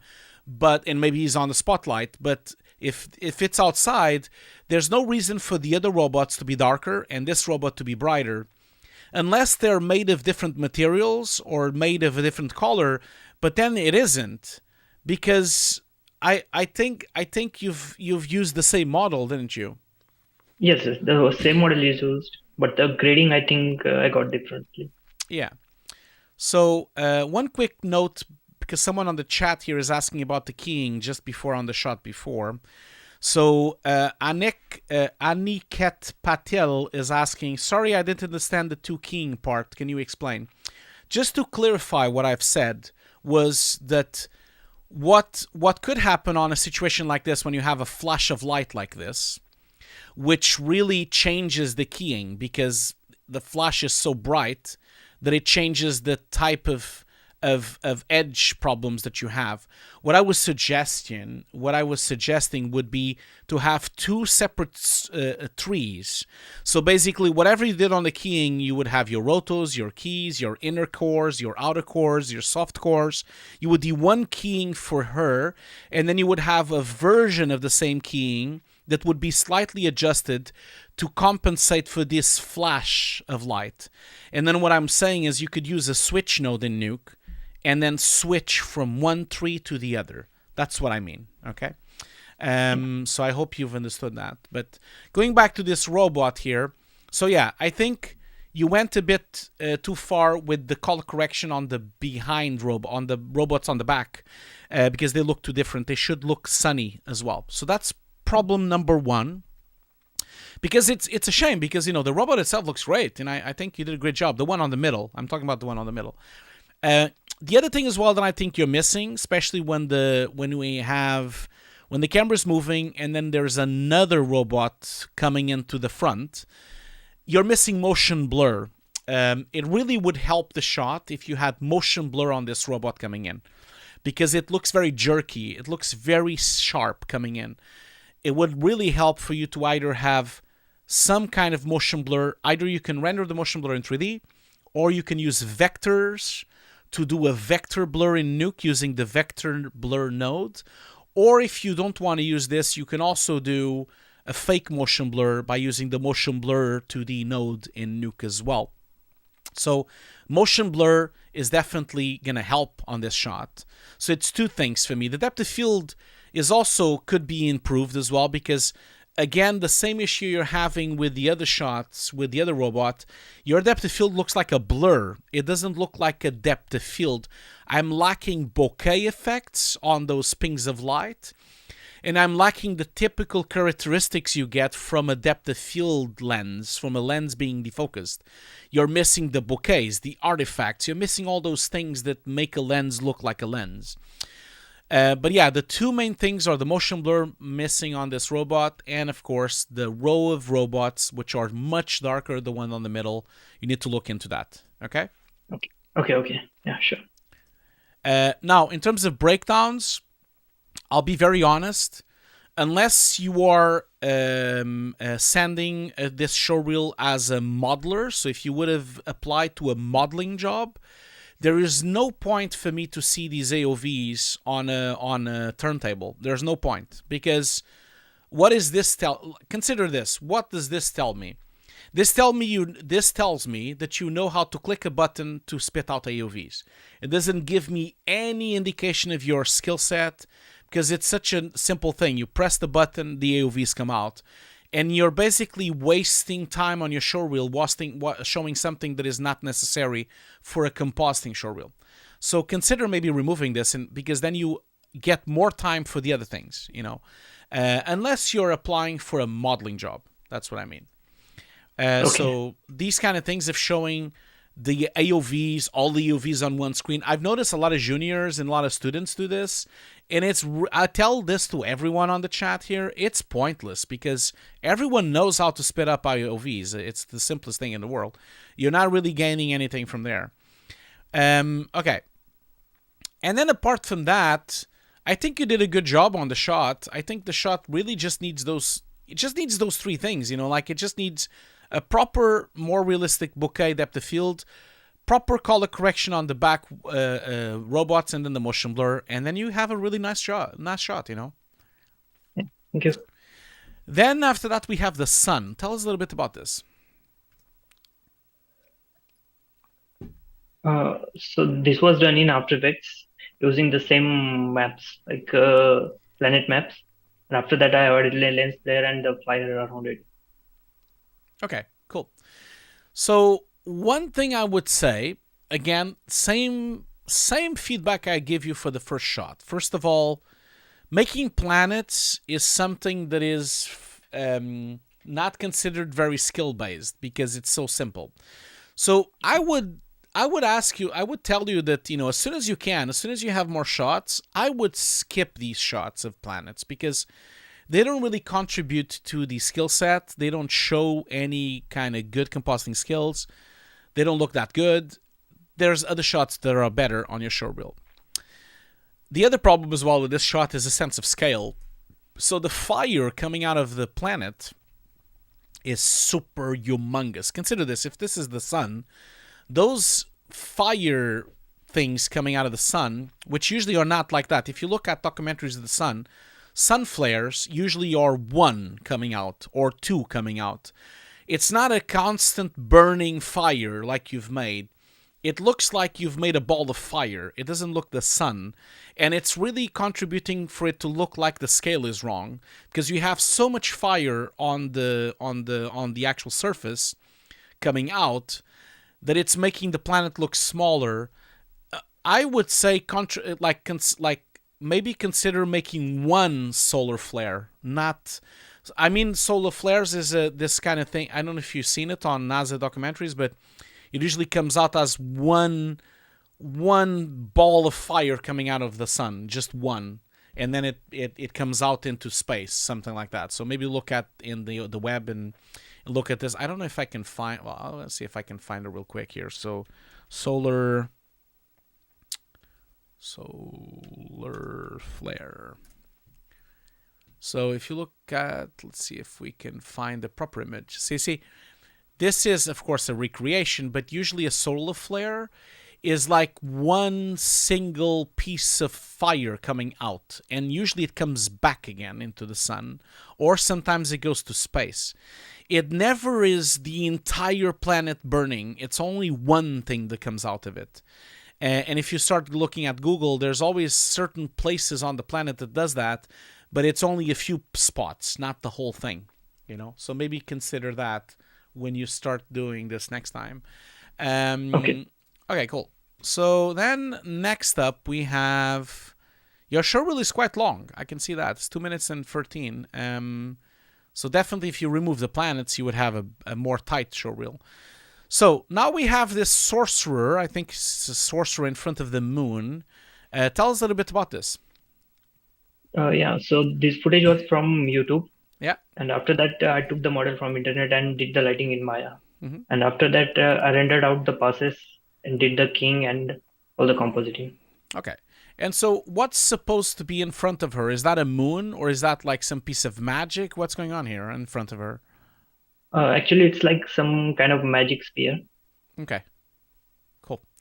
So here's a couple of notes that I would say. I think that the shot looks okay, and I like the way you approached it. It's a really nice idea to actually have a piece of green screen that you have as a card that is actually, composited on the scene. It shows that you really, know these things, and you can put the cards in the 3D, and you've done all those things. But then I think your model is a bit lackluster. I feel like you're lacking some higher detail on the model. When you look at the texturing of this model, the texturing is all very similar. It doesn't really look like rocks. It's just, especially when you darken the whole thing, it looks very, very fake. The type of lighting, that source of light that is coming through there is just barely lighting up a little piece of these rocks and barely lighting up the arch. But I look at the ball, and the ball is super bright.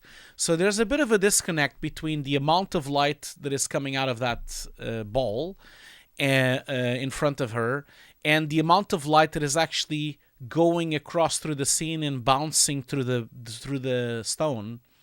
I feel like it should be a lot brighter. With that much light there, you should see more light traveling through the shot. So it kind of makes it look a bit fake because of that. I think the exposure is a bit off. So maybe look into that and see if you can balance it a bit better. Okay. So I have a quick question here from the chat from Majid Bori IDs. I hope that's how I pronounce your name. He was asking, speaking of bokeh, I find it hard to find custom lens kernel bokeh pack. Do you have any pack for that, Hugo? So yeah, so I have two answers for you. For you to have nice bokehs, the best way is to photograph your own bokeh. So you go with the lens, with the camera, defocus the lens a lot, and photograph pings of light. You can use little LED lamps or LED lights to film your own bokeh shapes. And then you can construct a library of bokeh shapes with that. That's one way of doing it. The other way also, which is also a way, you could buy the Video Copilot Flare plugin, and it includes a bunch of kernels. So that's one way of doing it as well. So you can either film it yourself, or you can buy the Video Copilot lens flare plugin, and then it has a bunch of them.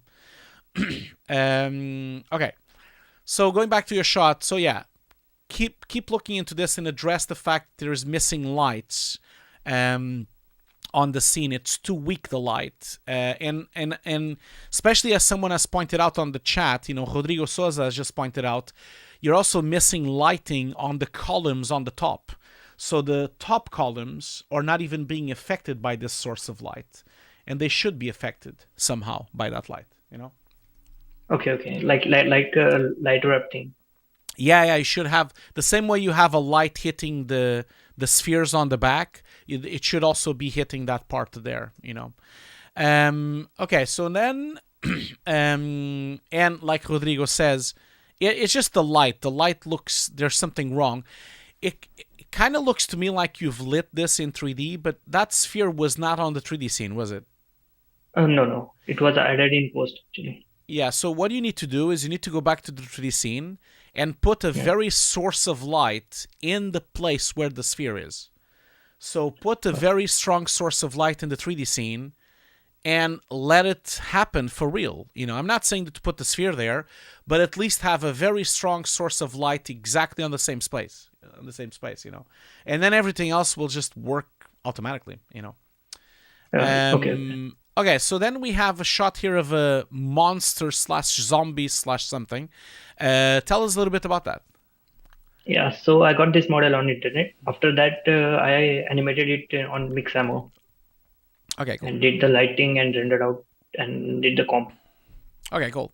So one thing I would say is that there's a moment here. There's a moment on your breakdown just at the beginning of the breakdown, where the skin of the monster and the monster itself looks more real than the end result.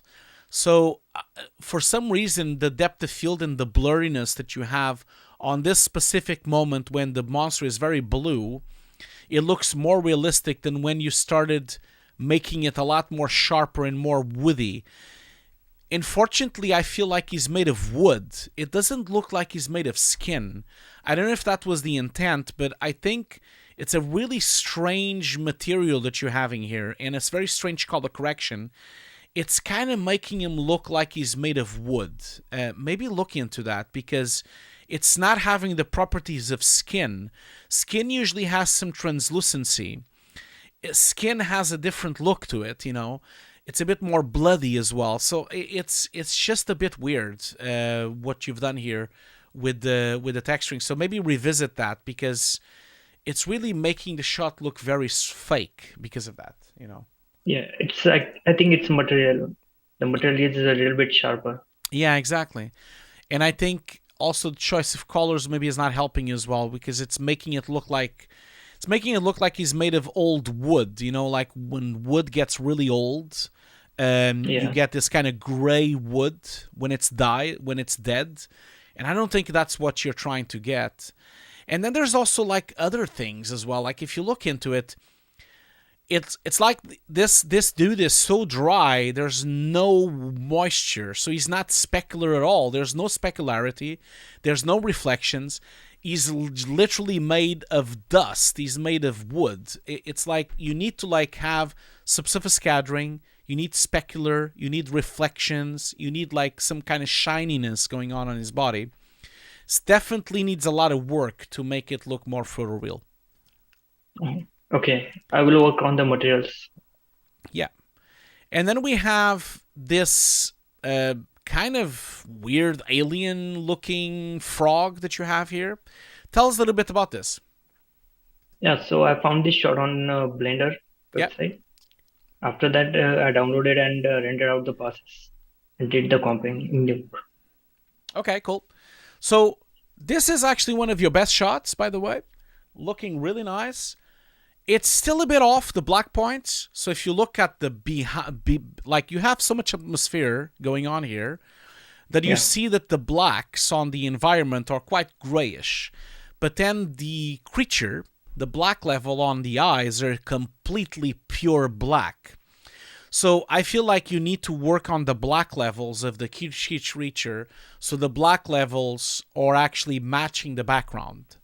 Either you make the background darker so it matches the eyes, or you make the frog and the brackets, of course, the frog washed out.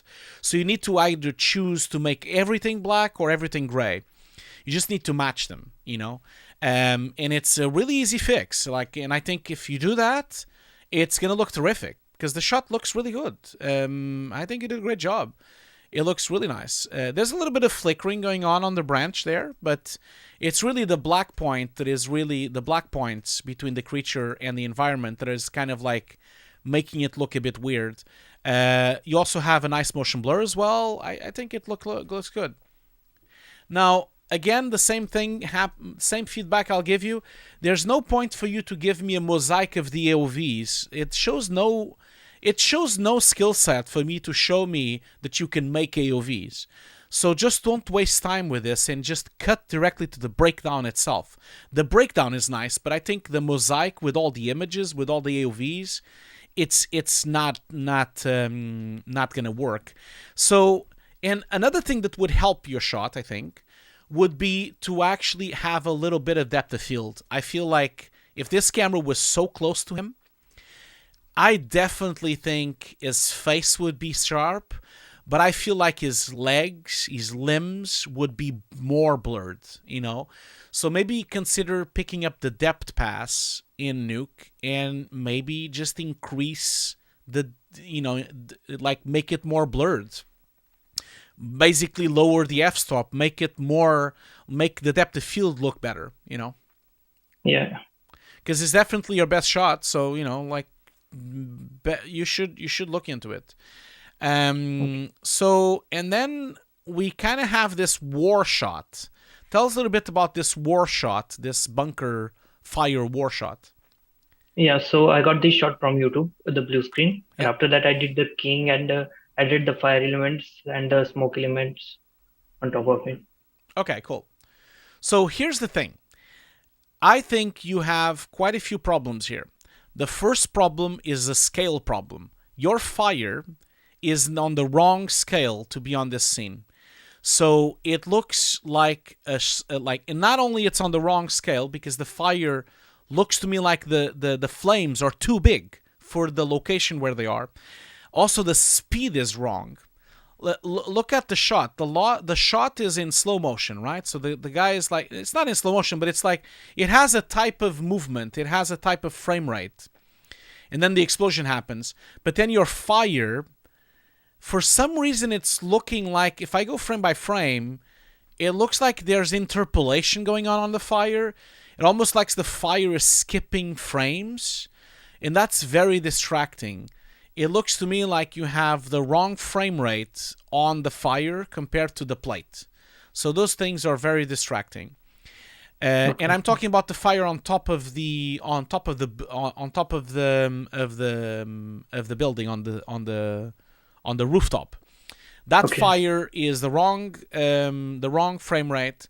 And then the other problem as well is that fire, if it would be there, it would contribute light to everything else.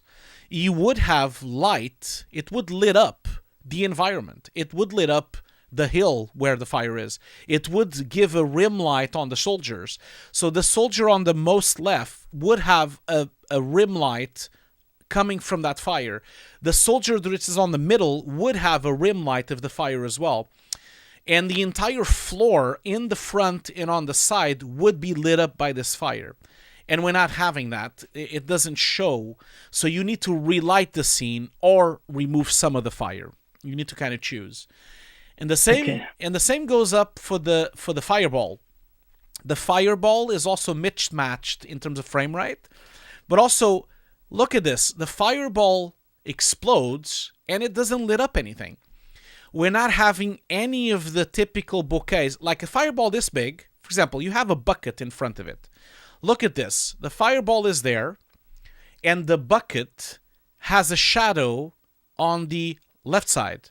But if there was this source of light there, for the split second where the explosion would happen, that shadow would be gone, and the shadow would be on the other side.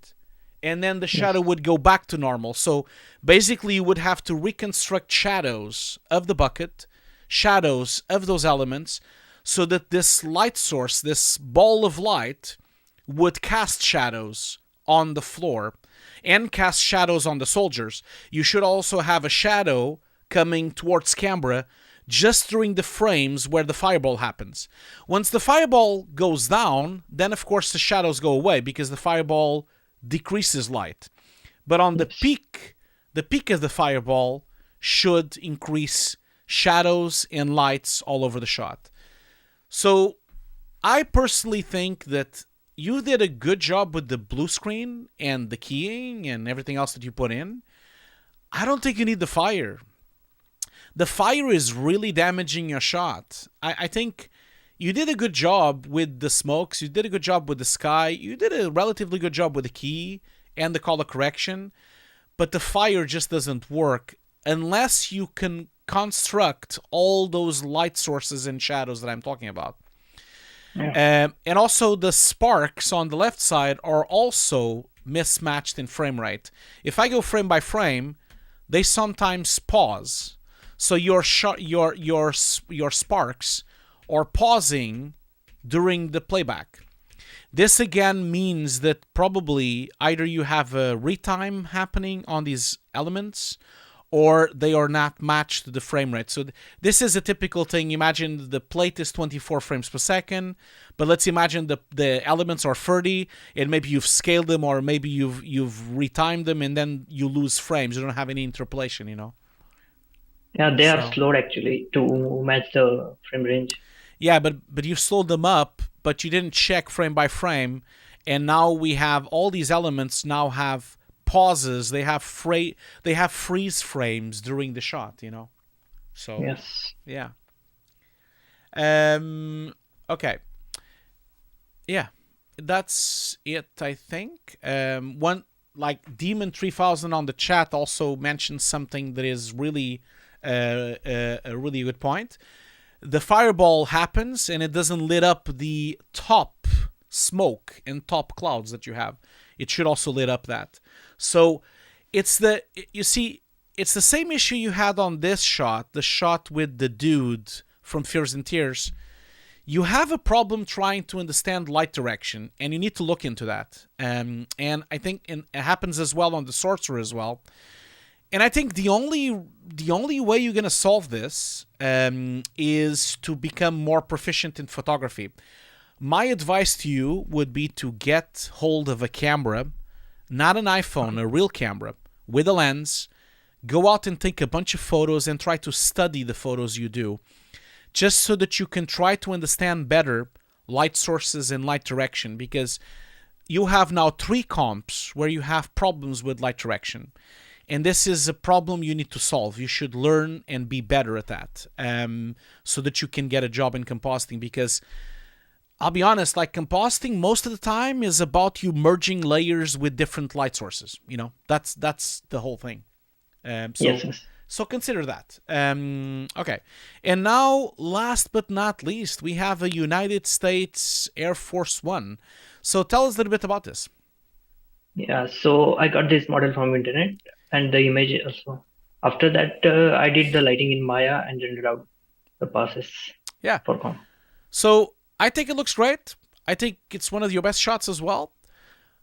Just to give you a few notes about something. I would never believe in a million years that the United States of America would leave this airplane so dirty. It literally looks like it's so dirty. You have a lot of dust on the surface of the plane and scratches. The biggest issue is that the scratches and the dust are too big, so the scale is wrong into dirt and the scratches. And I also consider that they would never allow the President of the United States to fly around with an airplane that would be this dirty. I can guarantee you, if you look at any footage of Air Force One, it's always pristine. It's always clean. And this is not just Air Force One. Even regular planes usually are clean, So consider that. That's point number one.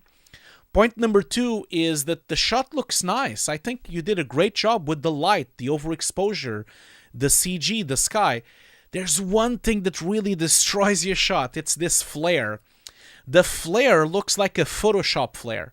You need to look into having a proper flare with proper properties. This flare is just too artistic. It looks like a graphic design flare. If you go to Photoshop used to have this flare. You need to find a proper flare, like a flare that actually would actually have proper breakup and proper lens elements. Sure. And I know it's not easy because sometimes we can't find proper flares, but flares have this kind of diffuseness into it. It has sharp areas and blur areas. I have a bunch of flares now open on the screen, but it has sharp areas, it has blurred areas, it has parts that are more diffused, parts that are less diffused. It has a bunch of stuff happening, and your shot always has the same flare. Every single shape of the flare is the same shape, and it's the same breakup. They have no differences in diffusing. They have no differences in depth of field. They have no difference. And it really makes your shot look artificial because the flare is very artificial. For me, I would remove the flare because first of all, you don't need it because there's no sun in the lens, so you wouldn't get a flare. And I think it just doesn't help your shot. So if you could remove this flare and also remove some of this dirt pass that you have, I think the shot would look so much more photoreal, Okay, sure. Yeah. Yeah. And that's the last shot. So cool, man. I think your showreel is good, but I would say, looking at now in general, I would personally skip the planets. You have a really nice green screen keying shot here with this dude with the beard. There's just a few tweaks that you need to do to the robot. There's also some tweaks that you need to do to the asteroid. It's too dark and too black. There's some light direction tweaks that need to be done on the Fear for Tears dude. There's also definitely some light wrapping and edge issues happening on the lady on the snow. There's some color correction and depth of field and motion blur issues happening on the robots. And then there is this sun that I would skip. And then there's this shot with the sorcerer where you're clearly missing the light source in the CG scene. And then you have the monster that looks a bit like wood. And then you have a really cool shot with the alien on the tree, but the black point is off. And then you have the war zone shot, which the fire is with the wrong frame rate and it's not casting shadows or lights. And then you have the airplane, which is too dirty and the flare is not good. So your shots are just almost there. They just need these tweaks for them to be good. And you just need to be careful because these kind of shots, as they stand right now, I don't want to make you upset or sad, but as it stands, your showreel, I don't believe you would get a job as it stands on a VFX company, because there are too many mistakes going on here. Most of the mistakes are easy to fix, and they are completely doable. So don't be disheartened by my feedback. I really think you have a great showreel here.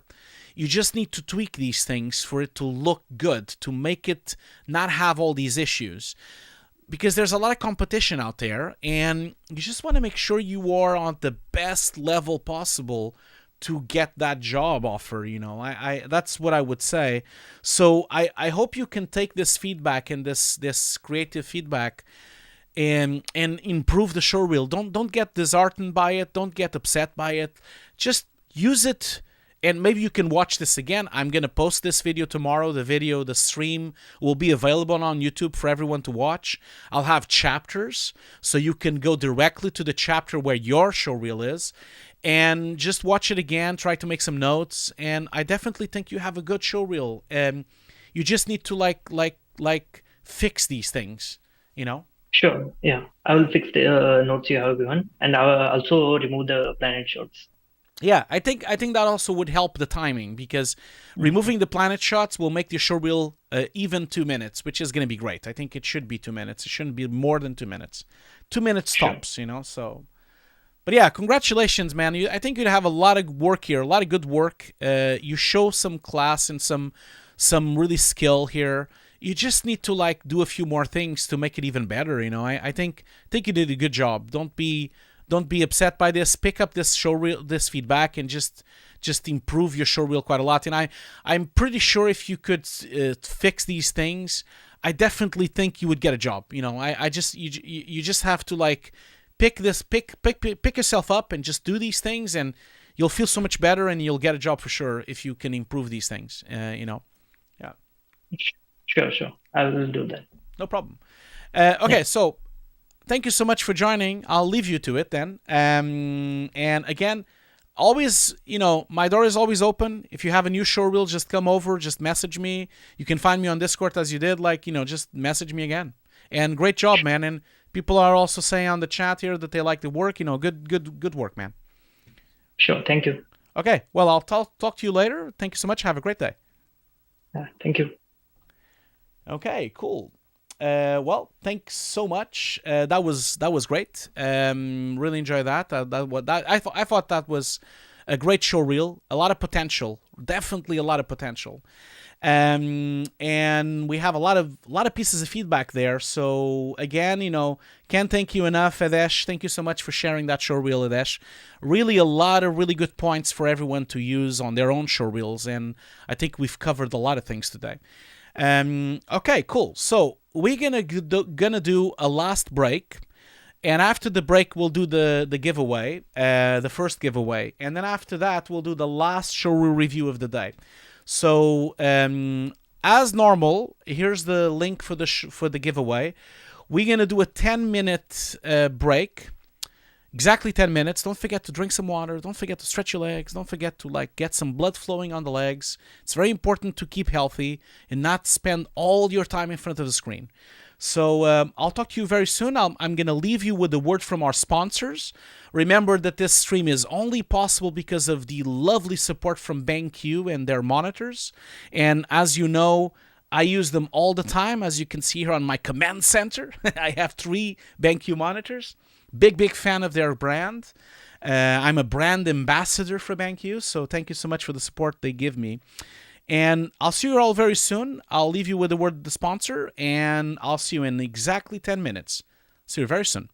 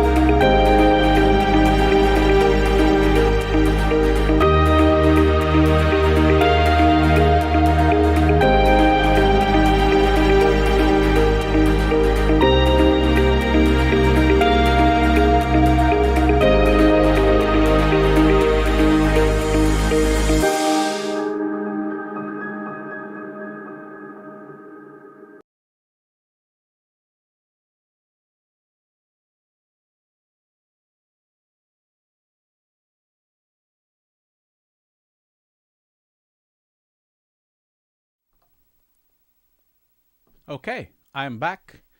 Thank you so much for still sticking around. I can see that there's quite a lot of people watching still. So before we continue with the stream, we are going to do the first giveaway. As you know, I am giving away 2 of my NUC courses today. The NUC course is, of course, an ongoing project I'm doing. It has 150 classes so far, so I hope you can join. And again, thank you so much for all the kind words. Thank you so much for the lovely feedback, Adesh, that you wrote on the chat. I hope that these feedback sessions can help other people also improve on their shots. And also, especially, I think that's why I'm doing them, and that's why I proposed to do them with BenQ. I feel like it's a great way, even for people that are not presenting the showreels, if people are just like watching. I feel like it's a great way for you to learn of what we're looking for. You know, you can clearly see that I am very obsessed by light direction, and I want to know if the bouquets are correct, and I want to know, certain things that when you watch these sessions, you kind of pick up and you see, okay, this is what a supervisor is looking for. This is what an artist is looking for. And maybe that could help you to improve your showreel by knowing what we're looking for. That would be the idea. EA Creation is asking here, I've uploaded the showreel already. Can I expect a review upcoming? I'm not sure. I need to look into who's first. I'm doing it by the order of upload. So obviously, I have 50 people that have uploaded. I'm now, I think, on the 9th showreel or 10th. I think so. So as you can see, I'm on a long way to go. I'm still on the people that uploaded the showreels in November. So I'm trying my best, but I don't believe I can do more than 3 a session. Because as you notice, I go quite deep into the feedback. So try to give people as much information as possible so that they can improve their showreel. This review is not like a review that you get like when you're working on a company or on an interview. On an interview, you would just get a few minutes. I'm trying to just give as much information as possible for people to do the showreel better, you know. Anyway, I'm going to shut up now. And let's do the first giveaway to see who won the NUC course. I'm rolling the dice now, and we'll see who won. Give it a second. It's just rolling the dice. It takes a bit of time now. I don't know why. Not sure why it takes so long now to do this. It used to be quite quick, and now it takes like forever. I don't know why. Not sure why it's taking so long. Why is that? Still only... What is happening here? Okay, so now it stopped. Okay, just a second. I need to do it again because there's something drawing. Is it doing it? Is it not doing it? Okay, well, while I'm doing this, while I'm waiting for it to draw, I'm not sure why it's taking so long to draw. Anyone has any questions or... I don't know why it's taking so long. Sorry about that. I apologize for that. I'm going to close this thing and start again because I think there's something wrong with this thing. Oh, okay. Now it popped up. Out of the blue, it popped up. Okay, cool. So, the winner for the first giveaway, there will be 2, remember. Now, I don't have a name, so it's going to be quite difficult to know who it is, but we'll see. So, the winner is... so the first winner is KSPMN. That's the name that I have here. I don't know your name, but looking at your email, it looks to me like your name is Kaspa. I think that's your name. I hope I'm not pronouncing it wrong. But let me know if you're in the chat. So apparently the first winner is a winner from Qatar, and his name is KSPMN. Almost like a channel. Oh, you're there. Great. So you've won the NUC course. Congratulations. I'm glad that you have the same name everywhere. And I can see that you're happy. You say, woohoo! Okay, cool. So that's very good. It's very nice that you are happy. I'm glad that you're happy. So congratulations. Don't worry, everyone else. We still have one more giveaway at the end. Okay, so now let's move on to the next showreel review, the last one. This will be the last one of the day. I'm gonna just like open up Zoom again, and let's see here. So I'm gonna start it over, and let's see if this works. Recording in progress. No need for recording. I'm recording somewhere else. Let me just see if this is gonna work. Yeah, I can see Carlo is here. Okay, cool. So Carlo, you can join the call if you want to. I can see that you're already here, so you can unmute yourself. And if you want to have your camera, you could. If you don't want to, it's not a problem. I can see that you're here. So let me just... can't hear you, though. Do you have sound? Can you hear me now? Ah, yeah, I can hear you now. Perfect. Great. So, nice to see you again. Yes. Go. Thank you for... Yeah. Not a problem. Nice to see you again. It's great to see you, and I hope you are having a great day. Apologies that it took a while to get to you. But we got there in the end. So you've been here before, and so I'm assuming you've done some revisions since last time we talked, wasn't it? Yes. Yeah. So I've so I reviewed, obviously, as you know, I came on and had it really good feedback from yourself, and I went away and tried to take all that on board, and then redid it. I also had some other help after someone that saw me on your show reel lived up in Valencia that used to work with you, Paul Daco. Oh yeah, I know him. Yeah, he's great. I haven't talked with Paul for a long time. Yeah, so he contacted me afterwards because we live in the same area, and he in Valencia, and he gave me a few tips. I sent it to him after I'd revised it to your thing, and he helped. He gave me a few little pointers as well. Yeah. Yeah. No, Paul is fantastic. He's a fantastic artist. Yeah, he's very talented. Oh, I'm so glad that you guys hooked up. That's nice. I didn't. Tell me compositing, he said. That's awesome. Oh no, Paul is fantastic. Cool. Well, I mean, yeah, that's great. I'm so happy that you're back. For those, I'm not sure if everyone is back as well. So maybe let's start with you introducing yourself anyway, because maybe someone didn't watch the first session that we did. So give people a little bit of information about who you are, where you are, what you do, and what you want to do. Yeah, so my name's Carlo, and I'm a freelance 3D artist. I work mainly on my own projects at the moment, doing B2B sort of things, product videos and things like that. But also I've started doing a little bit more stuff in commercials, and that's where I want to sort of move into. I want to move more into doing more creative stuff for film and TV, ideally, as a 3D generalist. So yeah, that's the gist of it. So I'm gonna share. I'm now sharing your show reel on the screen. Everyone is now watching it as well. So tell me a little bit about this show reel. We're gonna go shot by shot, but I know some people have watched it before. We did it. I think we did it on the first session of these sessions. I believe it was the first one. This would have been like 3 months ago. And you came back with some improvements, which that's why I wanted you to come back. But I keep telling to everyone here, when they get the feedback, if they do improve or make a new show reel, just contact me again, and we'll go and bring you to the show again, and just so that people can have an idea of the progress and the advancement from one show reel to the other, which is nice. So as you explain to the audience, you want to get some work. How's that going? Is this show reel already out? Have you sent it over already, or are you getting some work already? How's that going? Yeah. So I have sent this out, and I've been getting some sort of inquiries back and a bit of positive feedback. You never know, do you? People have said they liked it, and it's and I'm on people's books if anything comes up, because I'm looking for freelance work. I'm not looking for a permanent position. So I haven't sent it out massively. I've just sent it specifically when I've seen people are looking for things and a few sort of speculative things. So and I've got some positive reaction to it. So hopefully something lined up soon.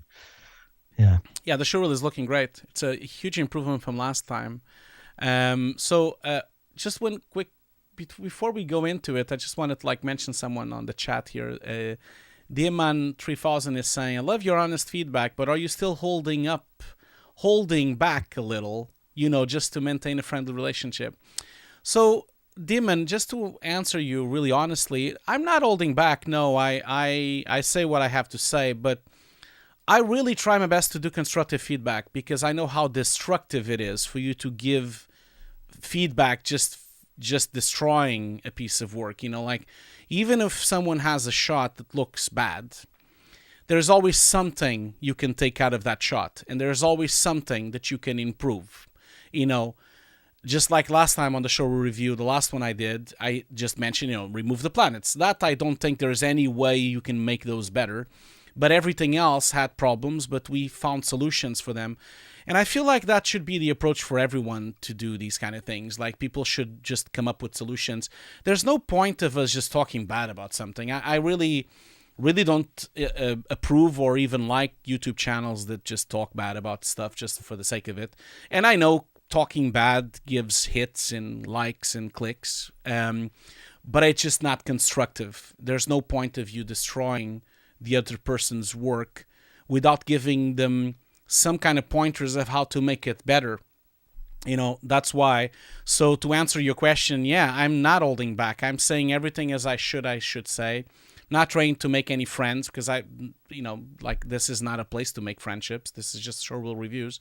But yeah, in that sense, I would never do like a completely negative showreel review bashing the showreel. That's not my kind of thing. And to be honest, most people in this industry do not do that either. So I think YouTube maybe has the wrong idea, because I know some YouTubers do that, but they're not working in the industry. They're just YouTubers.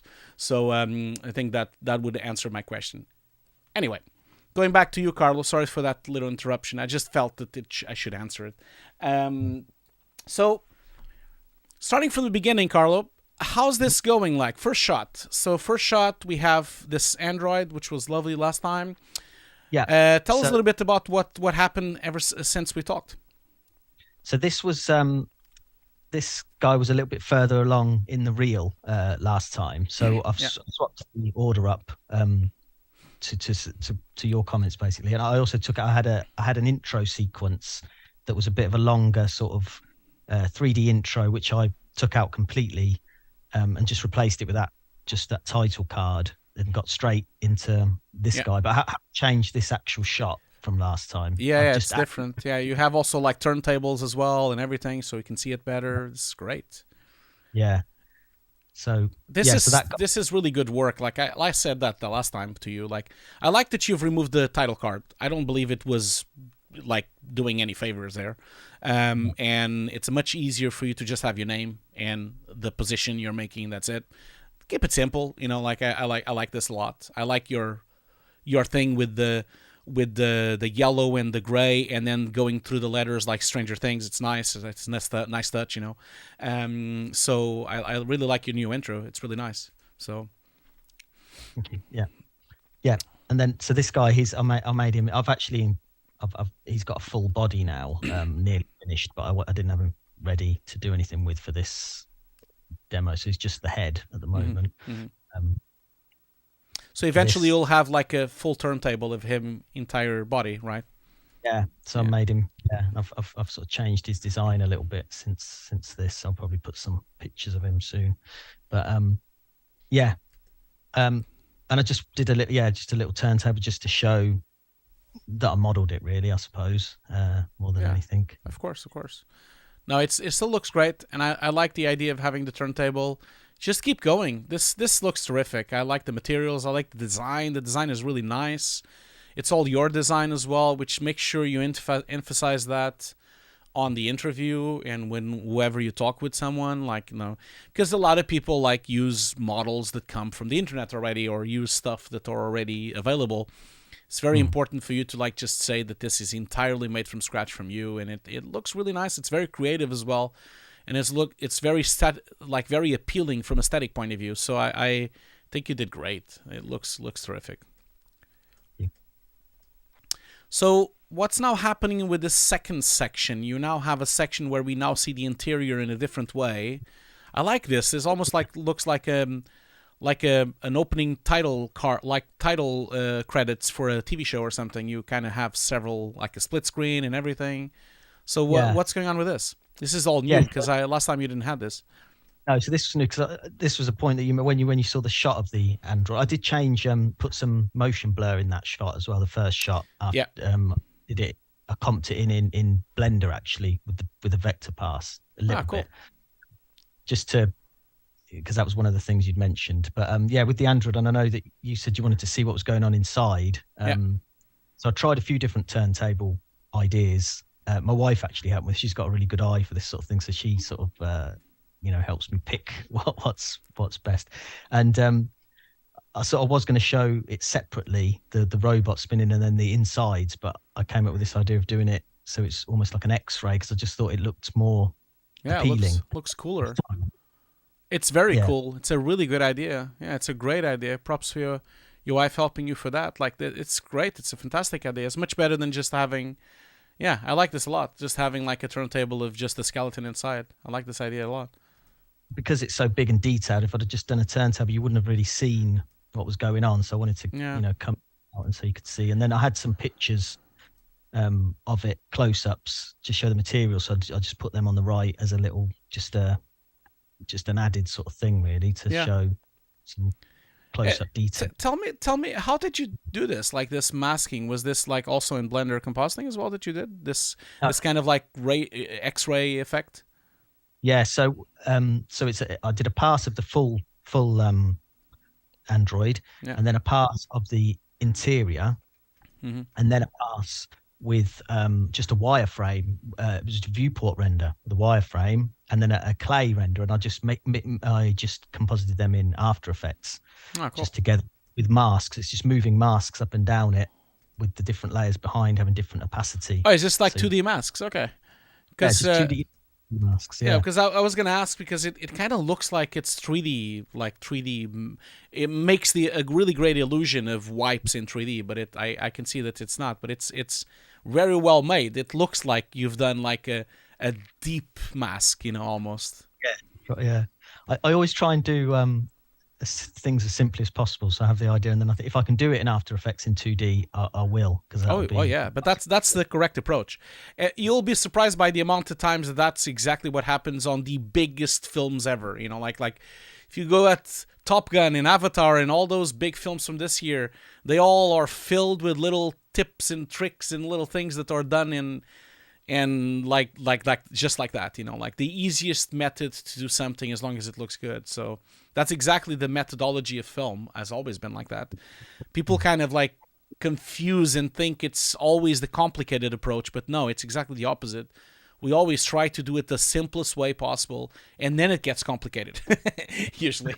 So after when we get feedback, that's when it gets complicated. But it's always the best way to do it. No, it looks great. Looks fantastic. Cool, man. Well, good job. I can't wait to see more. Keep going with the rest of the body and the rest of the turntables. This is really excellent work, and I really like that you've spent a big chunk of your showreel showing this. It's really, really good work. Then we go into your butterfly and box thing. How's this going? Like how's this shot going? Yeah, so that that's the same shot from before, but I just extended it a little bit because it was well received as well. And I thought it was. I don't believe I had anything to say, actually. I thought it was great. It was a beautiful shot. So you just made it a bit longer. Yeah, I already had it longer. I just put a longer chunk of it in the showreel just to add just so you can see. Oh, that's right. This drawing thing, that's really nice. I like this a lot. You've made like a specific like an old school drawing, like it's really nice schematic thing going on here. I love schematics. I used to be a draftsman, so I love I love that sort of thing. So it looks really nice. It looks really nice.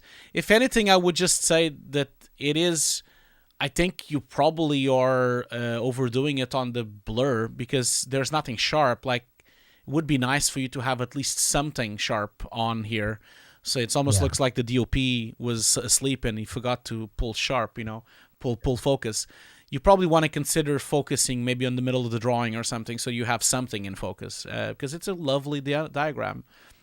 It's a lovely piece of work there. So, see, some love from the chat. Freyoshi is saying, "Love this guy's work." You see, that's good.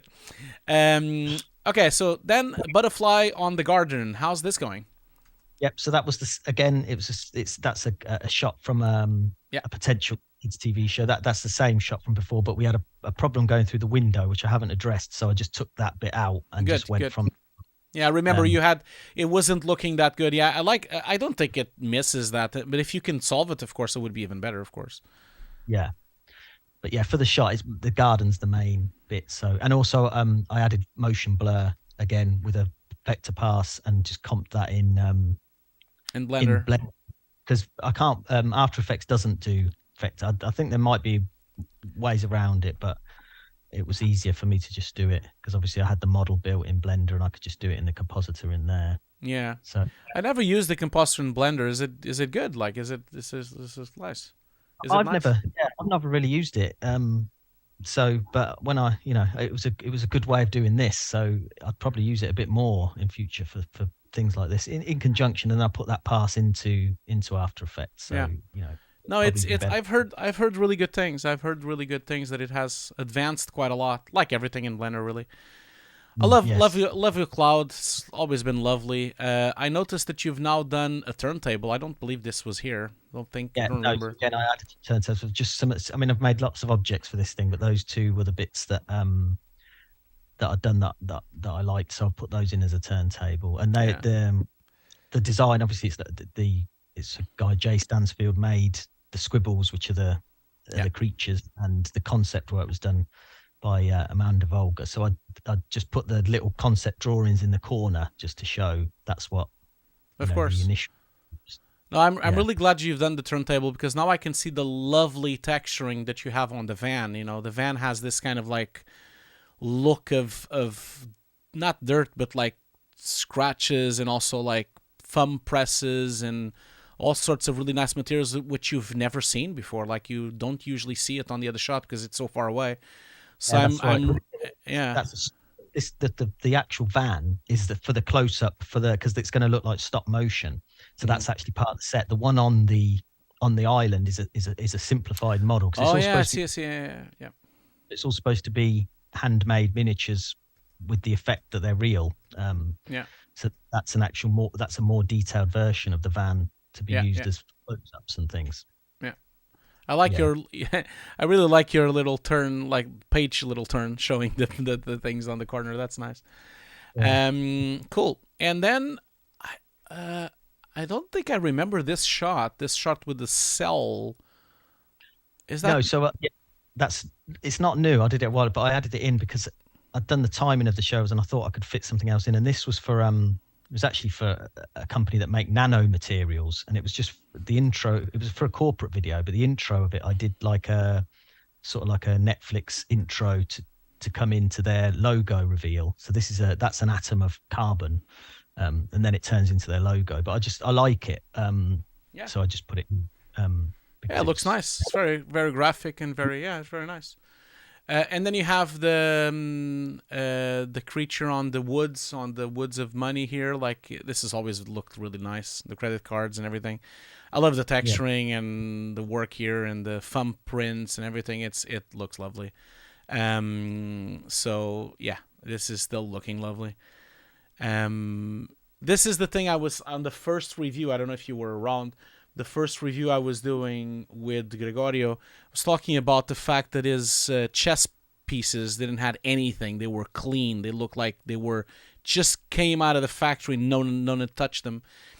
I'm not saying that you should put this much thumbprint, but this is the kind of thing that you need to put into materials so that they kind of look like someone touched them, like someone actually moved them around and actually used them. So I thought this is a nice touch. I've got lots of libraries of fingerprints, smudges, dirt wipes, and scratches, and I put them in all my materials and just mix them in. Even if it's just very light, if it's supposed to be a new item, I still put fingerprints sometimes just to Rodrigo Souza is saying, I admire Hugo's memory. I forget what I had lunch, and he remembers a shot from someone 3 months ago. So, Rodrigo, I have to say one thing. I do not remember what I had lunch yesterday, but there is something that goes on in my brain. I'm a very visual person. I very rarely forget shots and forget plates and forget shots on films. I have a really good memory for those things. I haven't went back and checked his old showreel. I did not do that. Didn't went to see Carlo's showreel back. I just doing this now live, the new one. But I just remember because it was a very memorable showreel. And when a shot is memorable, I won't forget it. It's like on a good film, you'll remember the shots. And that's why I'm noticing the differences, because I remember them. Yeah, because they were great. If the showreel wasn't that good, then maybe I wouldn't have remembered so clearly. But I think Carlo's shots have something. They are different. They have like a creative push that kind of makes you remember them.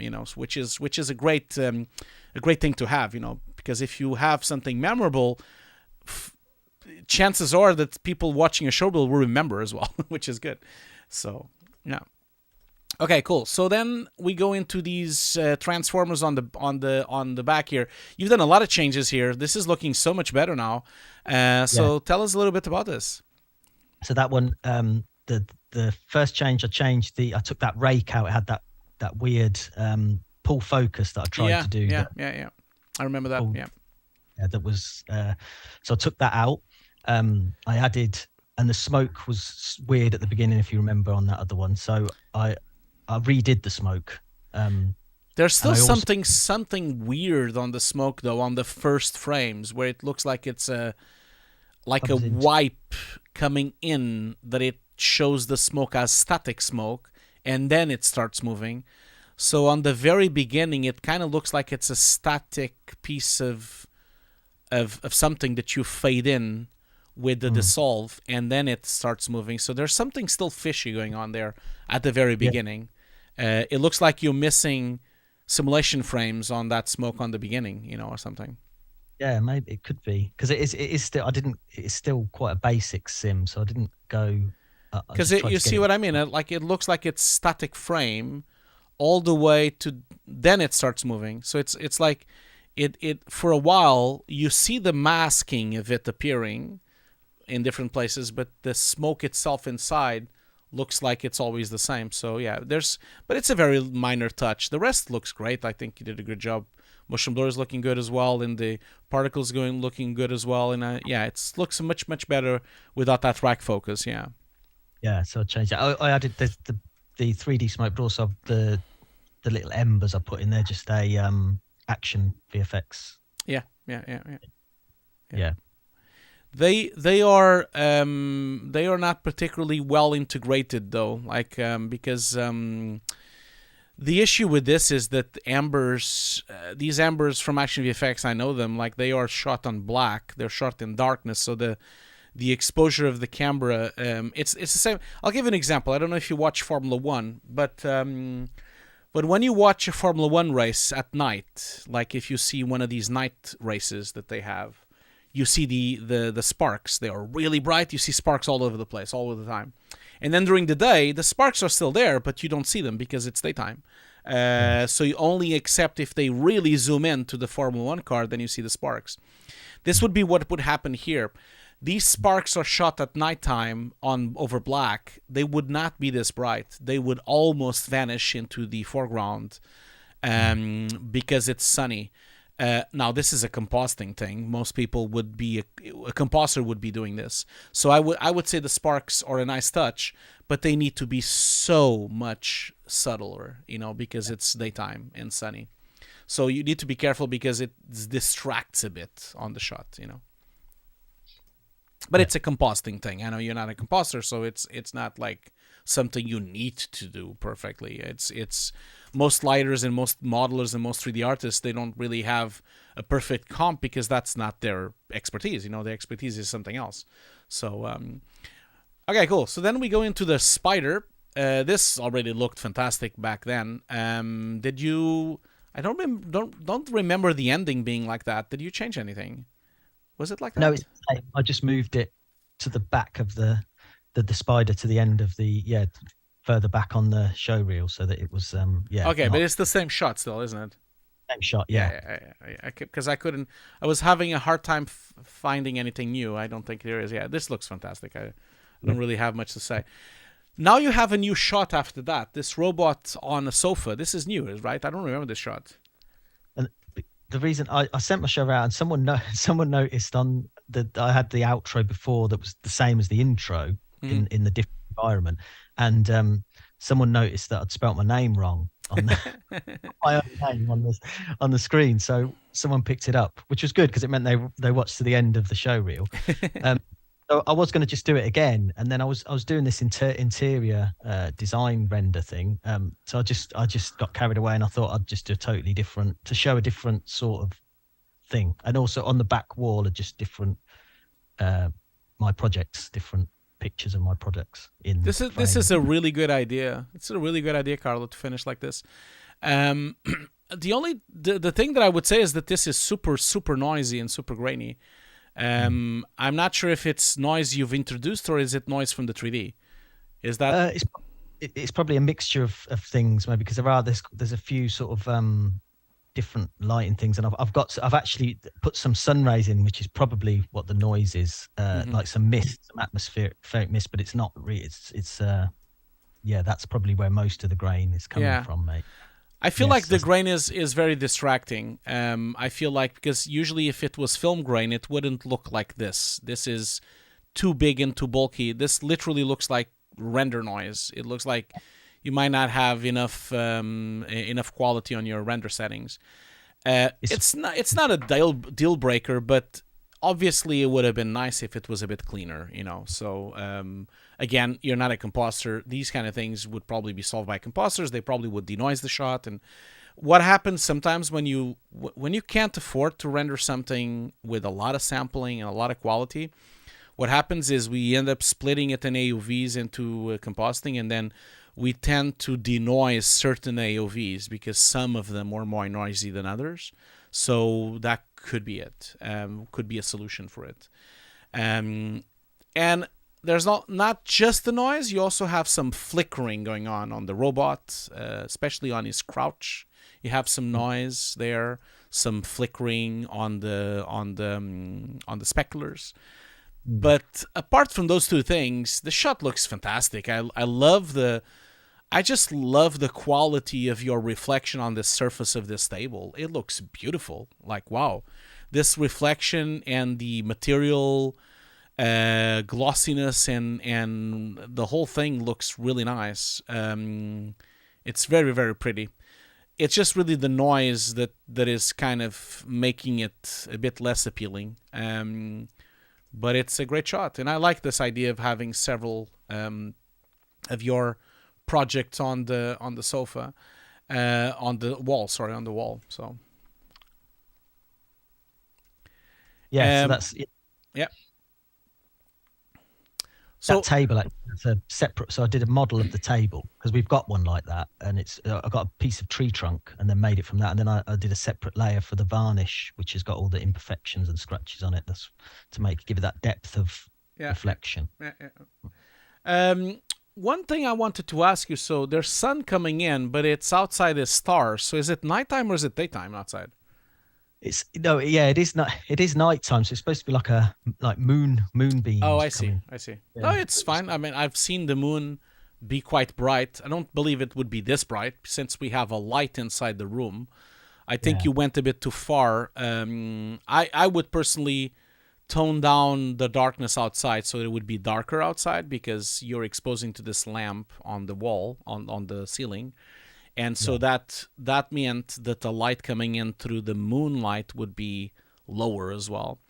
And there's something strange happening where your lamp is yellow, but then the reflection of it is completely pure white. There's something going on the reflection of that lamp onto the photo there. I'm not sure what's going on there. I think I know what that, because the glow and the lens flare I did afterwards. Oh, so. I see. That's why. So you need to like apply it to that layer as well. I see. Oh yeah, that makes sense. I didn't notice that though. Yeah. Cool, man. Well, I think it's terrific. Much better, showreel. Keep going. I mean, I don't really know what to say. Like it's a really nice showreel. I feel like your projects are getting better and better. Just keep going. I feel like constructing more turntables of this robot in the beginning is a really good idea. And focusing your attention in there. And the rest is really good. And just send it everywhere and start to see if you can get some work. That would be the way I would do it. So congratulations. It's very good work. Thank you. Yeah. Amazing work. Everyone is enjoying it as well. So, is there anything else that you would like to say, Carlo, or is that it? No, I think I just that it's been really helpful. You're doing this in the first place, and you giving me that initial feedback was really helpful. So I can thank you for doing these things, because they are. I know it's quite if people don't want to send their show reel in, it feels a bit daunting at first, because I was the first time, but it's definitely worth it. I'd say to anybody who's thinking. Yeah. I'm glad to hear that. Like, I don't know what you mean. Some people are a bit afraid of the feedback, and they're afraid of the public thing. And I do say to people, like, if they are not comfortable with it, there are other ways of getting feedback privately without being public. And I tend to do these kind of sessions with my students as well, and they're private. They're not on a stream. And also I've done showreel reviews where people had private shots that couldn't be shown, shots that were like from productions that were not out yet. So that could happen as well. But I'm glad you came over. Your shots are looking great. You have a lot of creativity on your showreel. I wish you all best luck, my friend. I hope and just keep going, keep showing them, and send over a new one if you have one later on. I would love to see it. Yeah, thank you. Yeah, I will do. I'll keep doing some, and I'll probably adjust that end shot, because it was done in a bit of a rush, that last one, so I could probably do more with that. It was an idea that got bigger, and I just put that robot in at the last minute because I thought it needed something in the background. And he's another character that I've been working on a little bit. He's based on an old motorbike I had. Cool. That I've had here for ages. I had a motorbike, and it looked like it would make a good robot, but. Cool, man.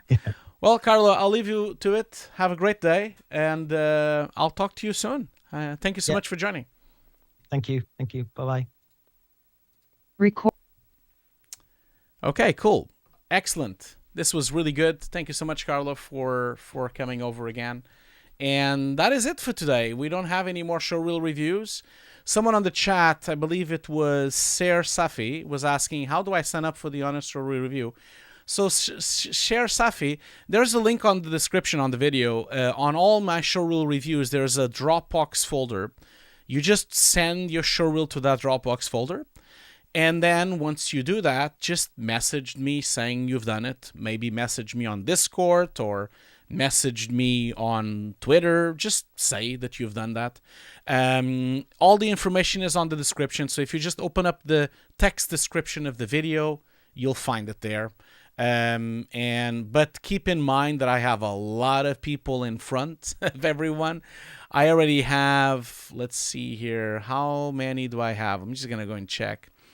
I have 53 showreels right now on 33, and I've done 1, 2, 3, 4, 5, 6, 7, 8, 9. I've done 11, so we have 40 to go. So it's gonna take a few months until I get to you, probably, if you upload now. but yeah, I'll try my best to do it a bit faster. Okay, so let's do the last giveaway. Remember, we're giving away my Nuke course. If you're interested, my Nuke course is for sale right now. All the information is on my YouTube video, my main video on the channel, on the homepage. You'll see it after this stream. It will be there.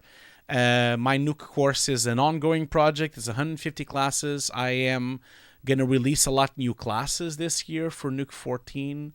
How do I skip the queue?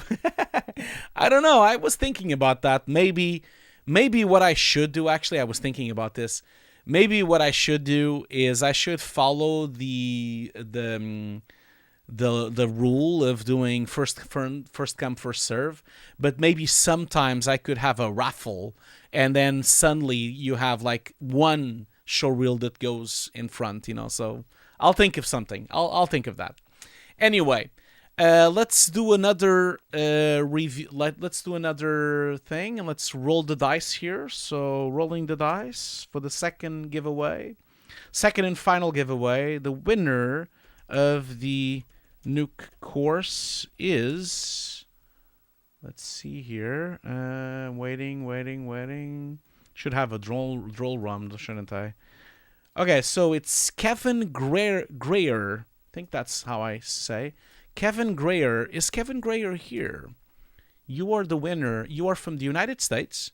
So we had one giveaway to Qatar and one giveaway to the United States now. Congratulations, Kevin. Kevin, are you here? Remember the rules as I wrote on the giveaway. You have to be here to win. Otherwise, I'll roll the dice again. So tell me if you're here, Kevin. Just make yourself seen. Is Kevin here? Otherwise, I'll roll the dice again. Is Kevin here? Maybe Kevin has left. He's going to regret it that he left.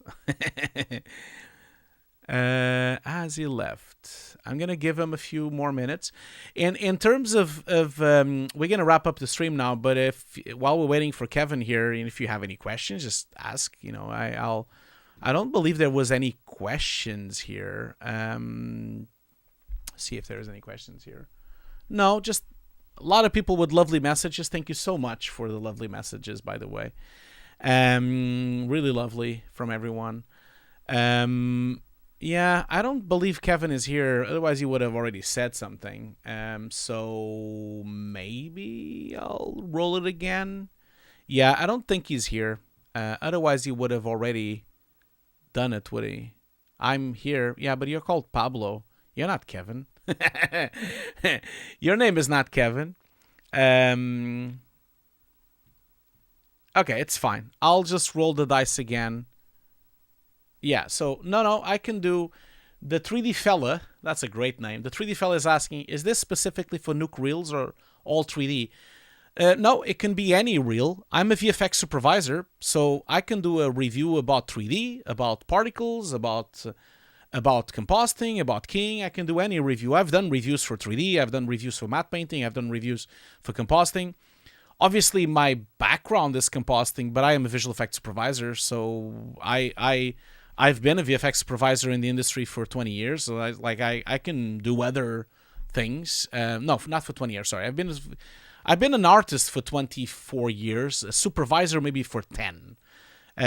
Kevin is here, so where's Kevin? Let's see here. I don't know, man. Is that you? It can't be you because that does not connect with the name I have here. I don't see Kevin anywhere. Yeah, so okay, I'm gonna roll the dice again. If Kevin shows up, I'll think of something. So the winner, let's see, the final winner of the Nuke course is, let's see here. So I have a Joseph Pitts. Is Joseph Pitts here? Come on, fellas. I want to go home. I want to go. So is Joseph Pitts here, at least? So if he's not here, I will then give up and try to contact people outside. Is he here? Oh, yeah, Joseph is here. Great. And he's a member of the Hugo's Desk channel.